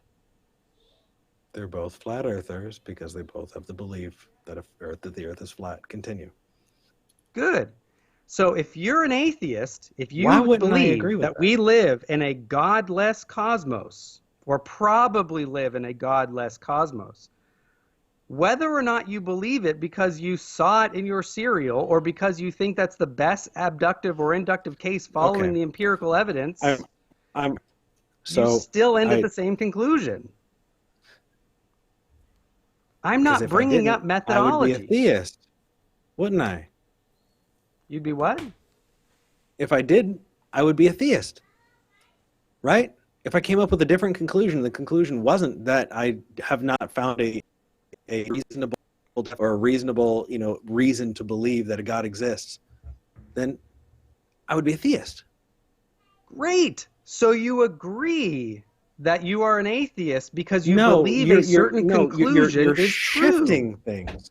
You're shifting things here. So what I'm not shifting anything, friend. Let me explain. What I define myself as is informed by how I view the world, right? Okay. And so for me to say I'm an atheist is autobiographical because I'm talking about myself. This is true. Now, does it mean that the claim is true? Of course, that is not evidence of the claim. No, it is just saying, hey, right? You're right about that. Where you're getting it wrong is you're mixing them after the fact. Every time I say I'm an atheist, why are you an atheist? Then I get into my reasoning. You say, well, that's not atheism. Well, no, duh, Tyler. If you want to talk about naturalism, we can talk about naturalism. Hold on. If you want to talk about humanism, we can talk about humanism or skepticism. But every time I bring it up and you say that's not atheism, well, guess what? We're talking about different things. If you want to know my reasoning, I'll tell you my reasoning. But you're switching back and forth every time. I don't care. When did I ever say? We could play this back. We can throw out the word atheist. We can throw out the word atheist if you want. I care more about the conversation being meaningful with you. Eric, if you want it to be meaningful, you need to listen to understand. Nowhere did I say that therefore that's not atheism. I have not said that one time. Okay. So when I said, whenever it came up to reasoning, right, we talked about naturalism, right? You're talking about the naturalistic gods, right? And then you pointed back to atheism. Okay. And you asked me if that is atheism, right? No. No? Again, I don't have a prescriptivist view of the definition. You can this has been my entire point. You can define it autobiographically all you want. It just makes it trivially true. It doesn't mean it takes the if you'd actually listen to understand and not just disagree, you'd see I'm actually trying to help you put teeth back into your atheism. I'm actually trying to make your position stronger. Oh, I'm glad. Oh, thank you. Thank you. Oh, that's so nice. Because when you say things like, when you define it autobiographically, but then you move into philosophical atheistic arguments, you undermine the very definition that you just gave it. No, I don't. Do you think you're a Christian for good reasons? Yes. Did you undermine your definition of Christianity by autographically saying, I'm a Christian, right? Did you undermine it by then saying you now have a good reason? Well, I don't define I don't define Christianity in the autobiographical sense. I could, and if I said, you're not Christian. And if I said, because no, we're making the Tyler Vela claim. Is Tyler Vela a Christian? Yes or no? Yes, and that's trivially true. So, do you have any reasons? Eric, let me ask. Let's see if you were listening. No, why don't you answer my question? What does it mean Tyler? when we say you've defined it autobiographically? Hey, Tyler, why don't you answer my question? When we say you've defined something autobiographically, what does that mean? You're speaking about yourself. Okay. If I define Christianity in the autobiographical sense, and I say Christianity just is the possession of the belief in Christ, for example, or I say theism, it just is that someone possesses belief in God, right? And that's how I define it. I define it in the autobiographical sense, right? And then I come to you and I say, theism is true. Theism is rational. Theism is evidence-based. Mm-hmm. What have I done in that maneuver? Am I sticking? When I say theism is evidence-based, theism is true, theism is rational, atheism is false, atheism is irrational. Am I sticking with my original autobiographical definition of the term, or have I moved the goalposts into the philosophical sense of saying that the claims of theism, not the description of the theist and my cognitive box, have I switched to now the philosophical position? So hold on. Do you see the difference? I see. I think I see what you're saying here. Do atheists say I'm an atheist because it just is? Where's the atheist claims? What is an atheist saying other than we live in the world that we both see? And you're not saying, am I saying anything that there's more than that? No. Where's my Tyler? This is just it. So when you say something like, and this is why this is so important. And I know half the audience that's on your side is frustrated with me, and your side, people that are on my side, are frustrated with you. That's fine. Sure. This is why this is so important. Because when you don't grasp the difference between the autobiographical and the philosophical claim, and you think that all you're doing is being the neutral skeptic, all I'm hearing is the other person's claim, and I'm just being neutral. I'm just asking the honest, skeptical questions, right? Yeah. You're not, that I would say is not being intellectual honest, because you're not allowing yourself to understand your own epistemic standards. Believe it or not, throughout this entire dialogue, this is why I brought up the naturalism of the gaps. This is why I asked you what your evidentiary standard is. No, it's funny you bring up naturalism have, of the gaps. and you've we know exposed, that Paul actually brought you've up as stated God of the gaps, right? That's how you have a scientific epistemology. You have a epistemology of neo-logical positivism. You've shown it. You simply are not theory neutral. And that's okay. It's okay. But when you claim to be neutral, you so refuse to put your epistemic standards on trial themselves because you think that your standards that you're using just are the neutral standards, but they're not. Okay. So do you think that we don't live in a naturalistic world? Do I think that we live in a natural world, or do I live in a naturalistic world? If I jump out my window 10 times, do you think those times I fly? Would you rather take medicine? I heard something got fly. Hey, Eric, you broke up right there. Go ahead and repeat what you said. I said, if I jumped out of off my balcony 10,000 times, do you think one of those times I might fly? All things being equal, no. No. Would you rather take medicine that has been based on evidence, or take medicine that nobody is sure that it does anything? I'm happy to use medicine. I think you evidence-based think that theism denies normative natural processes. No, it just draws a line where you don't think it's comfortable anymore. We live in that world all the way through, Tyler. No, it doesn't. No, it doesn't. Oh, okay. So where does your God fit in? My God fits in as the transcendental standard and the ground of all being. My God fits in as the redeemer of my soul. My God fits in as the one who has set the standard in our hearts about objective moral standards. My God is the one that grounds the existence of intelligible information.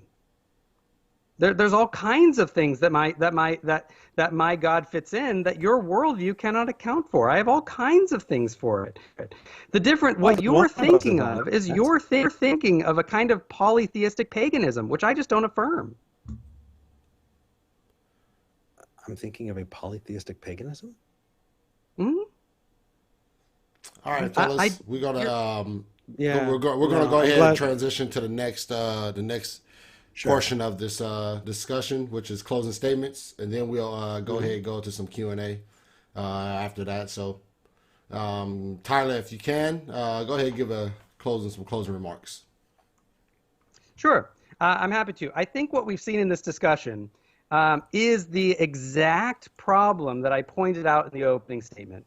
We've seen an inability to differentiate between the autobiographical sense of the term atheism, which I granted, that's a use of atheism. If that's how you want to define it, go for it. But what we also saw is that whenever Eric wanted to move into actual argumentation, he switched to the philosophical sense of the term. But when I kept saying the philosophical sense of the term is the form of atheism that actually has teeth, he wanted to deny it. He wanted to say that that's somehow me trying to define for them what atheism is, and so on and so forth. All I'm saying is that atheists, if you want to hold to a position that's philosophically robust, that shows itself to be a meaningful concept, that can present itself as evidence-based, right? Think about that. A conclusion is evidence-based, a proposition is evidence-based, a claim is evidence-based. Is a lack of belief evidence-based? There's no propositional content to a lack of belief. It can't be evidence-based. If you want to hold these things, then just admit up front that you are using the philosophical sense of atheism. And that's fine. But just admit that you're not net neutral. You're not epistemically neutral. You come with a certain worldview. You come with a certain standard. But pretending that your evidentiary standard just is the neutral standard is not going to actually work well. So that's my entire point. And I could have been entirely not a Christian. This is all things Graham Oppie, Thomas Nagel, Michael Ruse, Massimo Pigliucci, our own friend Ozymandias Ramesses in here. He was in the live chat earlier. I literally could have been, any of these professional academic, atheistic philosophers saying the exact same things. I'm not actually saying anything that's specifically theistic here. So all I'm doing is appealing for atheists to have their cards fully on the table and to accept that they actually do have certain beliefs with regard to the existence of God and with regard to their worldview, and they should be open and upfront about them. All right. Thank you, Tyler. Appreciate you. All right, Eric, go ahead. Some closing remarks. Problem. Every morning I wake up and the sun rose. I get in my car because my car was built with an understanding of the world that I live in. And I take medicine that's made with an understanding of how it affects our body and that's been tested. When it comes to viewpoints outside of that, there needs to be a good reason for it. So do we need to point towards non-naturalistic things? Only if you can show it. The fact is, there are a whole lot of atheists that don't hold to my views. And because of that, I can't say that all atheists are going to put cards on the table and say, I withhold belief. There are a lot of atheists who aren't skeptics, who would say, that they would believe a thing for not good reasons. And because of that, because I don't want to fall into the no true Scotsman fallacy, I have to then say that the position that have not come across a God concept that I have found good evidence for, the atheist position, is one that we all share. We don't have to have our reasoning in common. We can't all put our cards up on the table because I'm here defending a definition that I share with a whole lot of people I don't agree with for a whole bunch of different reasons. What am I? I'm an atheist, but what else am I? I'm a skeptic. I'm a secular humanist. And I do investigate things using epistemic reasoning that is not atheism. Why? Because you're right. Atheism is a single, but where the meat is, why we think that? Oh, we're talking about skepticism. And you should cater that towards skepticism. I'm not saying I'm an atheist because I'm an atheist. I'm saying I'm an atheist because I'm a skeptic. So bring up skepticism.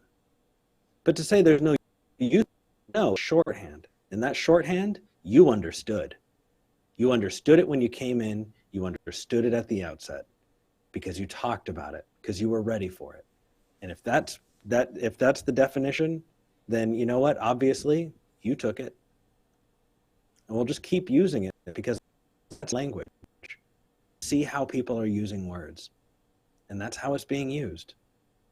So in the end, I'm glad we both agree. All right. Thank you, Eric. Appreciate you both.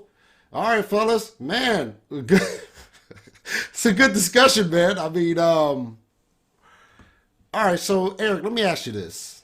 Sure. Do you believe that you're neutral in your positions in that you are absolutely 100% open to the Christian worldview? Oh, dude, I was raised a Christian. It broke my heart over years to come to the conclusion that a God doesn't exist. And even after I stopped being a Christian, I still wanted to believe in a God. You know, just because I stopped being a Christian doesn't mean that for a long time I wasn't a theist, because I was. I tried to make room for my God beliefs everywhere that I could. But in time, wound up falling apart. Is there room for it? Dude, I gave excuses to keep it for a very long time. Yes, there's room. But that room has to be when there's evidence for it, not a minute before. What do you say, Tyler? I mean, that's a nice emotional appeal, but I think from what we saw is that he's not actually, when it comes to a philosophical position, he's not actually open to evidence. I mean, the whole stars in the sky could rearrange, and that wouldn't qualify as evidence for the existence of God. So functionally, no. I mean, now, in actual fact, I think if Eric walked outside and the stars rearranged and said Yahweh made this, my guess is that would be pretty dang compelling.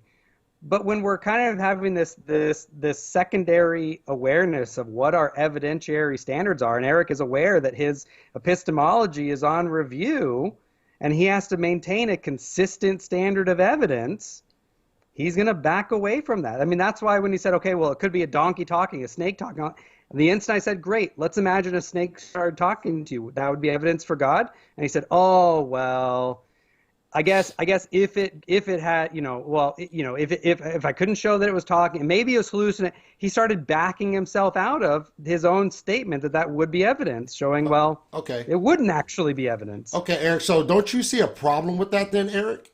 Is there not a problem there as far as like, okay, the evidence is the quote unquote evidence is in your face, and then when the evidence is presented to you, there's other areas of argumentation. There's other areas that say, well, it could be another explanation. Something, and we're not talking about something simplistic here. We're talking about something like, okay, you gave the example, Tyler gave the example of the stars rearranging in the skies. That kind of stuff just does not happen. It just does not happen. Yeah. No, so I agreed. And the funny thing is I actually agreed with that. And I said, you know what, that'd be good evidence. That'd be a good start. Right? If at a minimum, there's real stars. Now, when we talked about the snake, I said, what would that look like? Would that be compelling evidence? Well, yeah, you know what? If I were able to see that, snakes could talk under these conditions, then yes, that is compelling evidence. Now, seeing a thing, not having any reason, without having any understanding, to say, I know the answer, without having any good reason, is to say, hey, the number of gumballs in that jar is even. I just know it. No, you don't know it. You don't know that a God created it. You don't know. I'm not saying there are no. I'm saying you need to wait until you count the evidence. And then when it's compelling, you say, okay, this is what it is, but not before that. Is that a good standard? Absolutely. And I think that you actually use that everywhere else in your life. It's the reason why you use medicine. It's the why you drive. It's the reason we understand that tomorrow is going to be another day, because you depend on the fact that you understand things about the world and you can predict things and you can test them. You know, if somebody steals money out of your bank, are you going to say God did it? Well, just because you didn't know? No, you're going to want to find every reason, and you're going to want to go down them, and that's important. Well, I think, and if I could respond, the problem with that is that, and I wish Eric was more familiar with the philosophical literature. The problem is with the gumball example, it's just a reductive, trivial example, right? Nothing rides on whether there's 151, 151 or 152 gumballs, right? It just becomes it's an arbitrary example. The reason why, and we didn't get to hash this out, the reason why specifically I use the stars arranging in the galaxy, and why I know that Roger Penrose states that the probability of the galaxy, all the atoms rearranging, is 1 times 10 to the 85, is precisely because that's a meaningful number, right? It's a meaningful example. Not because. Sorry. Go ahead, Eric. Go ahead, Eric. So what were you saying? Oh, well, let me finish why really fast. Oh, go ahead. Go ahead. Right? Go ahead. The reason why that's meaningful is because it does a couple of things, right? It shows something that's probabilistically wildly improbable, right? That's mathematically at the level of impossibility. And it has something that has intrinsic intelligibility, right? In order to say Yahweh made this, it has to, and that's a simple statement, it has to have a certain amount of specified complexity of information. The reason why that's meaningful is because when the atheist then comes up with something like specified complexity of genetic information or the fine-tuning of the universe, we're dealing with things that are astronomically more improbable than the rearranging of the stars. I mean, on magnitudes that are near incalculable, and you're dealing with something like specified complex information within the genetic information. And so in order to say that the stars rearranging would be a meaningful evidence for the existence of God because it's both improbable and because it has meaning, they would need to say why that standard is acceptable in that case, but is not acceptable in cases where the information and the probability are so much higher. Right. So as a couple number one, I have dove in philosophically. The fact is, I think it's a mark of a poor communicator who can't put it in terms that other people can't understand. That said, if I jumped off my balcony, the same example that I used before, 10 million times, how many times will I fly? What about if I increase that number and I jump off my balcony as many times as there are atoms in the universe? How many times will I fly? All things being equal, none. Exactly. We understand some things about the universe. We understand that if I'm going to jump off my balcony, I'm going to hit the floor, right? So what are the odds? Great. We can come up with incredibly high odds, but that doesn't make that it more or less likely. We know Superman, and we know people can't just fly. And because of that, you can bring up as big a number as you want. And the fine-tuning of the universe is a perfect example. You can bring up as big a number as you want. The fact is we live in a universe where this is what it is. And so to bring up the possibility of the contrary is futility, isn't it? I didn't bring up the impossibility of the contrary. Again, I mean, that's a nice stock answer, but that has nothing to do with what I said. Okay. No, that has nothing to do with what you said. Okay, so specified complexity in the entire argument that is, so improbable that the possibility of something that has not been shown to be possible at all, right? The possibility that I'm going to jump off my balcony and fly at the 10 trillionth time, right? That is more likely because what? Because you could actually calculate not infinitely small. The infinitely small is still going to be smaller than something that is, however, improbable. So no, the odds are going to be higher that God doesn't exist until you can actually show that. And appealing to big numbers, all it does is trick the minded. And you've just proven my point. Your view is unfalsifiable. Oh, it is. Because all you have to do is show. It doesn't matter what the evidence is. It doesn't matter how improbable. It doesn't matter how wildly absurd the evidence. I gave it to you.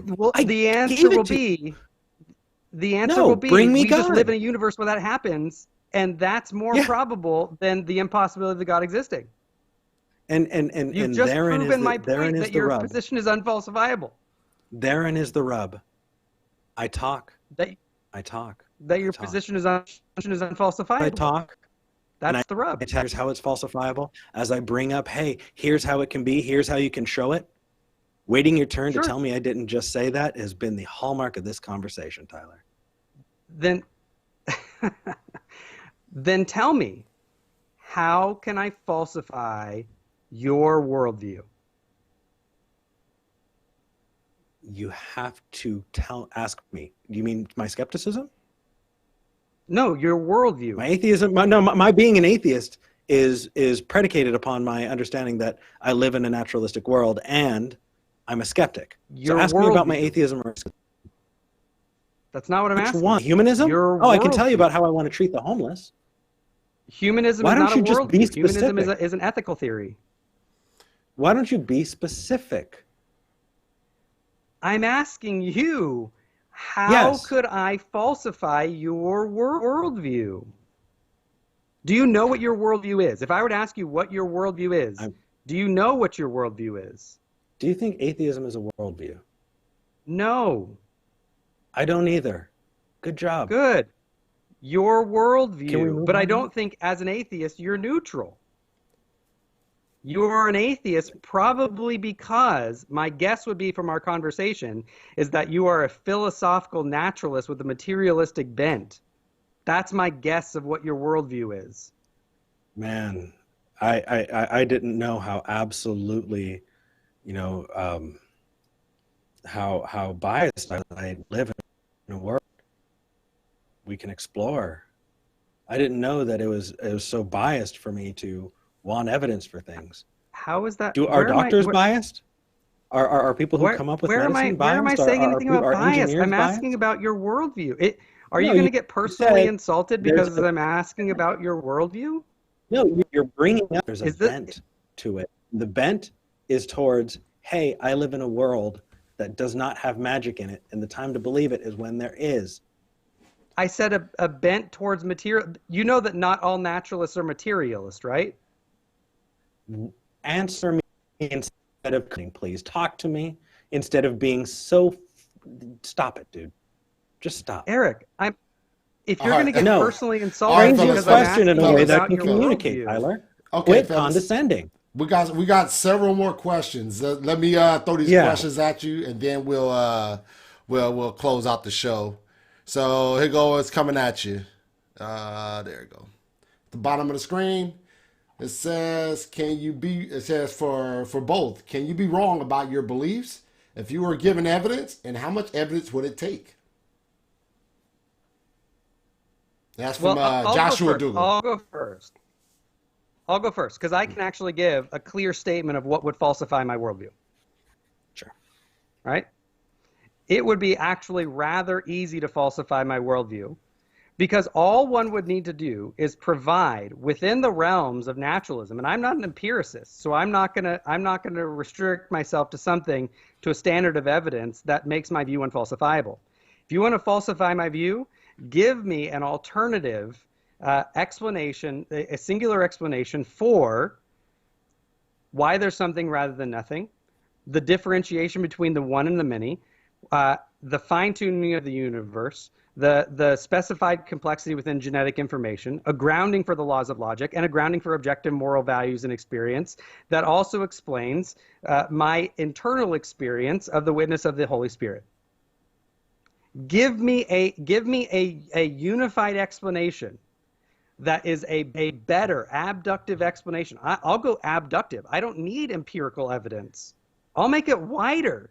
You can give me a good abductive explanation that's a philosophical explanation. I don't care. I'm actually open to any type of refutation of my view. If you could do that, then my view would be falsified. Right. All right, Eric, any thoughts on that question? Yeah, absolutely. So coming to the conclusion of a thing means that you've evaluated the evidence. And upon evaluation of the evidence, the claim has either stood up and you accept, okay, this is what it is, or it hasn't. It is not the time to say, I have my view until you prove me wrong. That's just not how any of this works. And to do so, it's folly. It's ridiculous. You need to show me X, Y, and Z. So there was this statement. I remember I was talking to Matt about it. Sir Arthur Conan Doyle. That was it. He wrote Sherlock Holmes, right? I believe. I don't know. There's this statement, that once you rule out, everything else that is possible, whatever is left, no matter how improbable, is true. That's not true. That's not how that works, right? And Sir Arthur Conan Doyle famously, went to Harry Houdini, his friend, and said, I know that you are dematerializing out of your handcuffs because there's no other way. I don't know how you're doing it, but you're dematerializing. No, that's not the case. Just because you ruled out what you think everything that could have been the case, you could be wrong. We'll both be wrong.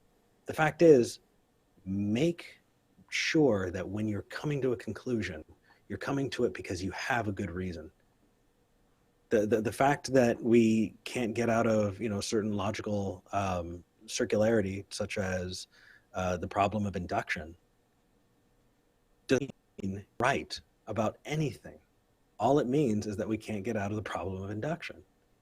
If I'm scared because I don't understand how the universe works, means that it is evidence for you. That is poor evidence. Okay. All right. We got another question for you. Yep. All right. It says, kind of small print. I read it real quick. It says, Eric. This is for Eric. Eric asked how the universe came to be and dismissed Tyler's answer as magic. Can Eric explain, by way of syllogism, how God creating the universe equates to magic? How does Eric explain the origin of the universe? What are Tyler's thoughts on Eric's answer to those two questions? Sure. So without any actual way of making a thing happen, just making it happen, snapping your fingers, saying a word, right? If you are calling a thing into being, while poetic, isn't something that actually happens in this real world. And you don't call it magic, but whatever it is, it's definitely not anything we have access to. And if that is the case, yeah, I'll call it magic. If you want to say magic requires regents, okay, then we can call it something else. But the point therein is when you are talking powers, that's the better word, powers, you have to show that powers are a thing. Otherwise, you're running the same mistake that I bring up over and over. Is if I jump off my balcony enough, maybe I can find the right person to jump off my balcony and they'll fly. No, I don't think we're in a world where powers are a thing. And I think you should show that powers are a thing before you determine that that's the likely explanation for a thing. So that's how I came to and dismissed magic. How would you explain the origin of the universe then? Syllogism. How would I explain the origin of the universe? I don't have to. Why? So let me give you this, right? If I were to say I did it, I created the universe, would that be better? I don't think so. I think that would be sarcastic. I think that if we're just making assertions because it's better to have an answer instead of no answer, that's just ridiculous. No, I don't think you should say you have an answer because the alternative is you don't have an explanation. Not having an explanation gives the opportunity to explore. It does not make your position weak. I think you should have a good reason for it. Tyler, what are your thoughts on my answer? Any thoughts, Tyler? Yeah, I have a lot of thoughts. I'll try to be brief. Well, a couple of thoughts.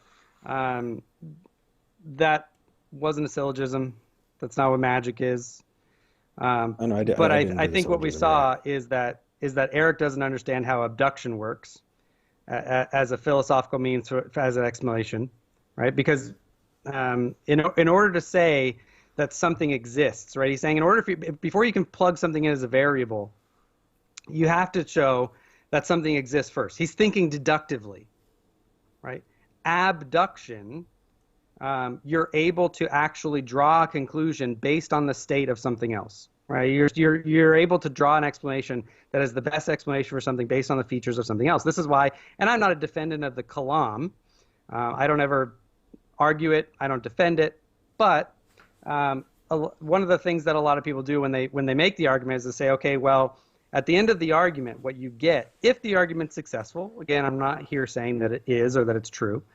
If the argument's successful, is that you get something that is not the universe, that is the cause of the universe. If the universe itself is all that is space, time, matter, material, motion, energy, if the universe just is the sum total of those things, that means abductively, whatever the explanation for it is cannot be those things because it's something that is not the universe itself. Right? You can make an abductive argument from it, right? Again, I'm not saying that it's a good argument or a bad argument, that it's true, whatever it is. But I'm just saying that the way abduction works is you can draw inferences to certain explanations, right? That's part of it. The other part is to flippantly say, well, I don't have to explain it. I mean, okay, but imagine that I treated evolution that way. Imagine that I said, okay, because by the way, this reflects that Eric isn't neutral. Right? There are lots of theists. There are lots of astrophysicists. There are lots of people that think there is good evidence, scientific evidence, for the existence of God, right? In an inductive or an abductive case. He doesn't believe any of that. So for him, it's either you believe it because to hell all, there's no evidence. You just believe it because it's better than saying I don't know, right? To him, the options are black or white. You're either affirming it because you're afraid of the option of saying I don't know, or you're intellectually honest and you say I don't know. For those that's just a false dichotomy. There are lots of people who believe it based on the evidence, right? So imagine that I came and I said, okay, well, and I use the same dichotomy, and I said, well, evolution it's just magic, right? Because I just don't think any of the evidence is good. Right, I deny all the evidence that you all think is there. It's just magical thinking, and it's more intellectually honest for me to say, I don't know, but I'm not going to blame this magical process of speciation. Right, that's just clearly an absurd way to argue, right? But that's what he's doing here, right? Because he's just flippantly saying, well, it's either. I'm only saying this because I'm afraid of saying that I don't know, or there's the humble position. It's just a false dichotomy between the two. Do you accept evolution by natural selection? I actually don't know. I'm agnostic. I think that as far as evolutionary biology comes true, it's probably, if it's true, it's either in the direction of truth. it's something, it's like asking me what's the chemical composition of Jupiter. I, and this, I hope you would appreciate, is just besides my high Yeah. school class and my introductory to biology at college, I just haven't studied it. So I don't know. I understand that it's the prevailing view, and that it has lots of evidence going for it, but I just honestly haven't studied it. I don't know. I appreciate that. If we came at the creation or the inception, the instantiation, however we want to call it, the beginning of the universe, the same Mhm. way that we come at evolution, I would be in total agreement. Okay. That is fantastic. That has been used predictively across multiple fields of study, across different types of people, across cultures, across it's been checked, rechecked, tested, and people to make actions and then find those things about the universe. I'd be ecstatic. I don't think that the reasoning that is given for God being the creator of the universe is that. I don't think that methodology is being used. Okay. And you're entitled to your opinion. That's fine. Well, I wait for you to learn about evolution so you can agree with me. Okay. All right. I have way more things to study on my plate than that. It's Yeah. so it doesn't affect my day to day. So All right. Next question. Where'd it go? Oh, there it go. All right. Can you both please describe the difference between atheism and agnosticism and explain why the distinction is important? Do you want me to go first? Yeah, go for it, Eric. sure. Sure. So I've found as long as we all understand what we're talking about, as long as I sit down and go, what do you mean by atheist? What do you mean by agnostic? And I understand how they're using the words, I'm able to have a meaningful discussion. Is the distinction between them important? I think we're right now living in a time where there's so much between what a lot of people have defined it as in the past, that to do so would be prescriptivist. I don't want to prescribe to people how they're going to identify that is, because it's so nebulous, because people have been using those things interchangeably. Ask them. But making distinctions, so long as we're understanding what we're saying to each other, that's what's important. Okay. Tyler, what you got? It wasn't nebulous or vague until the mid 1980s when atheists started redefining atheism as a lack of belief. Agnosticism is historically and in the literature, and still is in all the academic and philosophical literature. Agnosticism is one of two things. It is someone who either believes that we do not know whether or not God or gods exists because they think the evidence is insufficient to decide, or they think we cannot know whether or not God or gods exists because they think there's something within our position in the universe that makes it impossible for us to know. Right? So you kind of have an agnostic who's kind of a soft agnostic. They think just the evidence is indeterminate, or a hard agnostic, which just think it's epistemically impossible to know. Atheism then classically was simply the harder position, was just the position that said that God or gods probably or certainly do not exist. There was no ambiguity until the redefinition happened. And by the way, there is no ambiguity in the academic and philosophical, the scholarly literature on the issue. If you're writing on this or reading on this in any academic, scholarly, peer-reviewed literature, if someone writes atheist, they know what you mean. If someone writes agnostic, they know what you mean. It's very clearly defined terms within the literature. Again, I'm not trying to be prescriptive. If someone wants to say they're an atheist merely because they lack a belief, go for it. You know? All right, all right. All right, last question, fellas. All right, from Justin, for Eric, was your brain intelligently designed? If not, how can you justify that you should trust what your brain is telling you? How can you say you know anything at all? I can't. Okay. Well, let me actually. That's it. So here's the thing. So I think that we need to make a distinction between what I call capital T truth and lower T truth. If we're talking about capital T truth, knowing a thing and being able to exclude the idea that you might be a brain in a vat, I don't think we can. I think that we can know capital T truth, mind, but when it comes to the universe by sense perception, could be wrong. Sure.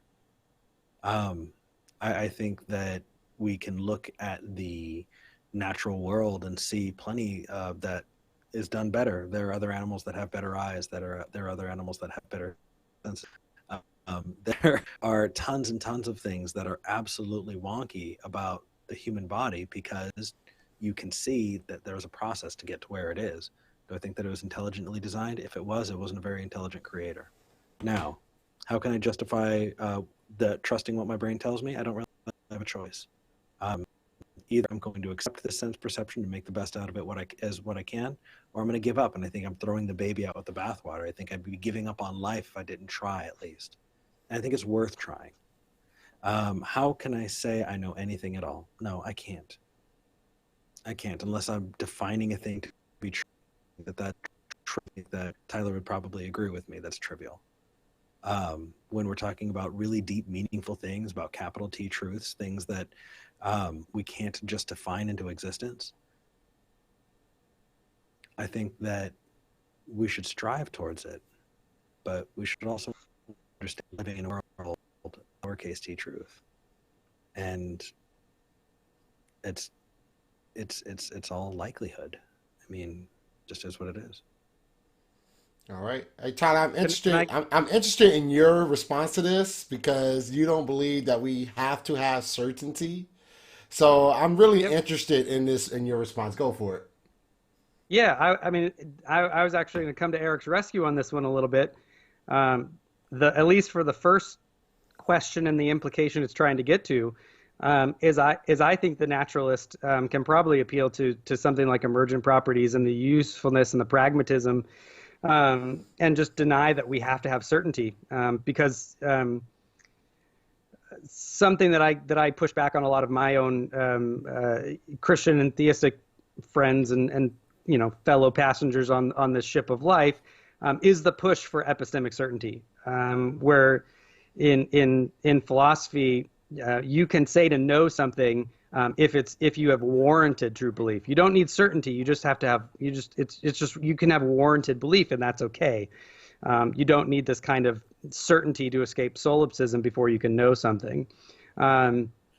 Where I would and I think the thought behind this is that whole like, well, if your brain was programmed by hail falling on a computer board and programming it, then how can you trust it? But I think the naturalist is going to say, oh, well, the process that developed my individual brain is not so random. It's just not an analogous example. Where I think this is an interesting question is something like Plantinga's evolutionary argument against naturalism, where he basically argues that it may have actually been in our interest, evolutionarily speaking, to have mild delusion about what the real world is actually like. That may have given us evolutionary benefit. And so evolution actually provides a defeater to the reasonableness of our own senses. But I think Eric gave the right answer. From his worldview, I think he gave the best answer that he can give, which is, I can't say that I know it, but it's the best that I got. And so I use the best that I got.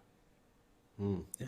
I mean, even if we were to describe, and say that, there's an evolutionary advantage to delusion, it's still explaining why we can't trust our senses, but it's nothing that we got away from it. So, yeah. Yeah. I mean, the only other thing I'd add is that I think there are certain things that I think we can know. So I think we can know, deductive truths. I think we can know tautological truths. I think we can know. Yeah. I think there are all kinds of things that we can know as true that aren't merely just defining things into existence. Well, no, not defining things into bleh. It's that time of night. Not defining things into I existence, feel for you. but defining things as true, right? So if we want to talk about married bachelors, right? That it's as a we know that a bachelor definition is someone who's not married, right? A man who's not married. So we definitionally know that there are no married bachelors. I don't think we defined that into existence, but I do think that we defined that in such a way to make it an absolutely true statement. And the best deductive arguments I've seen have worked by presenting a thing that has been defined to be true and then putting it through its paces and saying, well, if this is the case, then this, and then moving forward. But we're using things that we have to. There are other things that we haven't necessarily defined to be true, and that's where it gets messy. Interesting, fellas. Well, fellas, that is good stuff, man. Can I also say that I'm uploading at 25 megabytes per second? How are you? Just say, right now, my upload is great. I don't know. I don't know why this is you've a been thing. skipping. Yeah, I don't know why I have you've been no skipping either. idea. That's probably I should why, be able because to. you're probably doing. I should be able to host and upload 6 people right now and be fine. I have no idea. Yeah, the camera's pixelated and your vocals was going out in and out at various points throughout the conversation. So, yeah, it's tough. Yeah, it's all good though, man. It's all good, man. I think the core of the conversation was still solid. I think you guys did a great job, and I think this kind of conversation needs to be done. Far too many times you got individuals sitting in their echo chamber and they're defining things the way they feel they want to in order to fit their worldview or their position. But it's good to be able to put those positions on forefront in front of a live audience and with somebody that could actually deal with your position, and see if that definition holds up or if your argument holds up.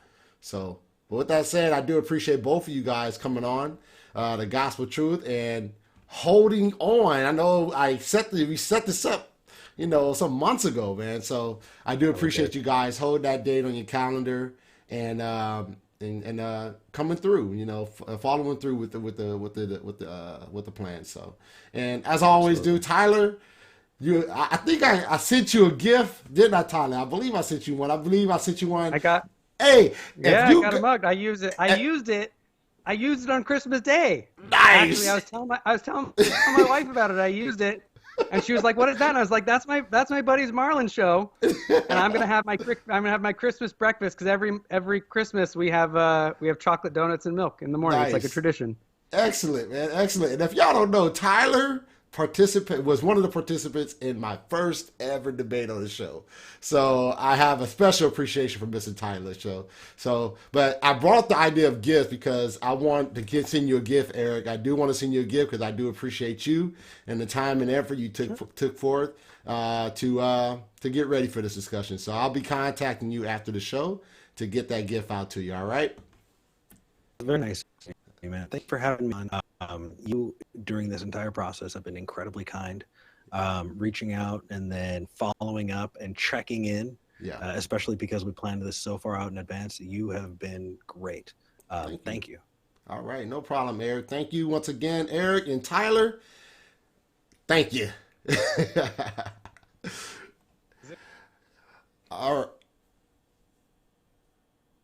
What you say, Tyler, man? You cut out, man. What you say? I said, is it going to be like Saturday Night Live where like on the 5th time I get a jacket?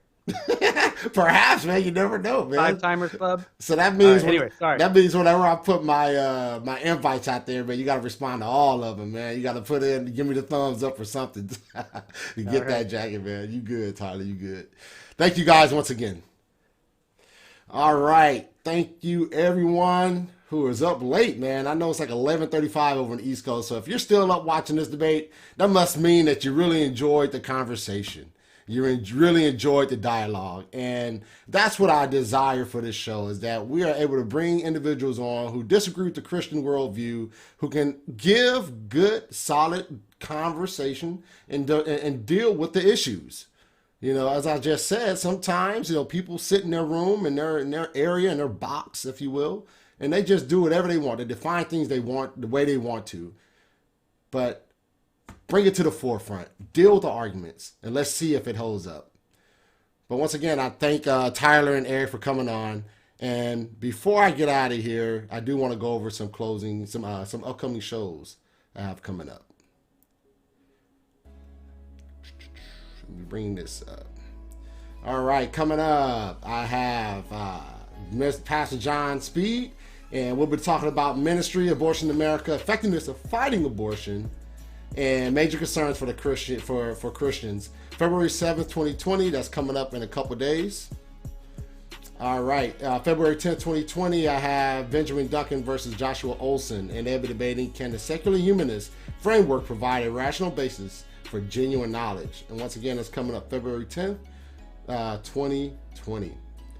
After that, I have another interview, and Mr. Eddie Caparucci, he'll be coming on Overcoming Addiction, and his new book, How the Inner Child Impacts Sexual Addiction. That is the subject matter, and that'll be coming up February 12th, 2020 at 6 p.m. Pacific Standard Time. And I have another debate coming up. Mercy Faye, atheist, Michael Holloway, Christian, and they'll be debating the value of Christianity. And that's coming up the day after that interview, the previous interview. And that'll be coming up February 13th, 2020 at 6 p.m. Pacific Standard Time. And of course, I can't leave you without sharing the gospel with you. Jesus Christ bled and died on a cross of Calvary for the forgiveness of sin. For those who believe, he has removed his wrath from those who believe in him. And it's very important that we believe that and we know that. So if you're an atheist out there, if you're a Jehovah's Witness, if you're a Mormon, anything like that, it's important that you believe in the gospel of Jesus Christ. There is no other name above there. Jesus Christ's name is above every other name. There is no name in heaven that is glorified and magnified. It is Jesus Christ. He is the Alpha and the Omega, the beginning and the end. There is none like him. But with that said, I'm going to get on out of here. And I just want to thank you for joining me on this episode of Gospel Truth. Make sure that you're liking and following. Make sure that you're sharing. And hit that podcast up and subscribe to that podcast. May God bless you and may God keep you. Gone.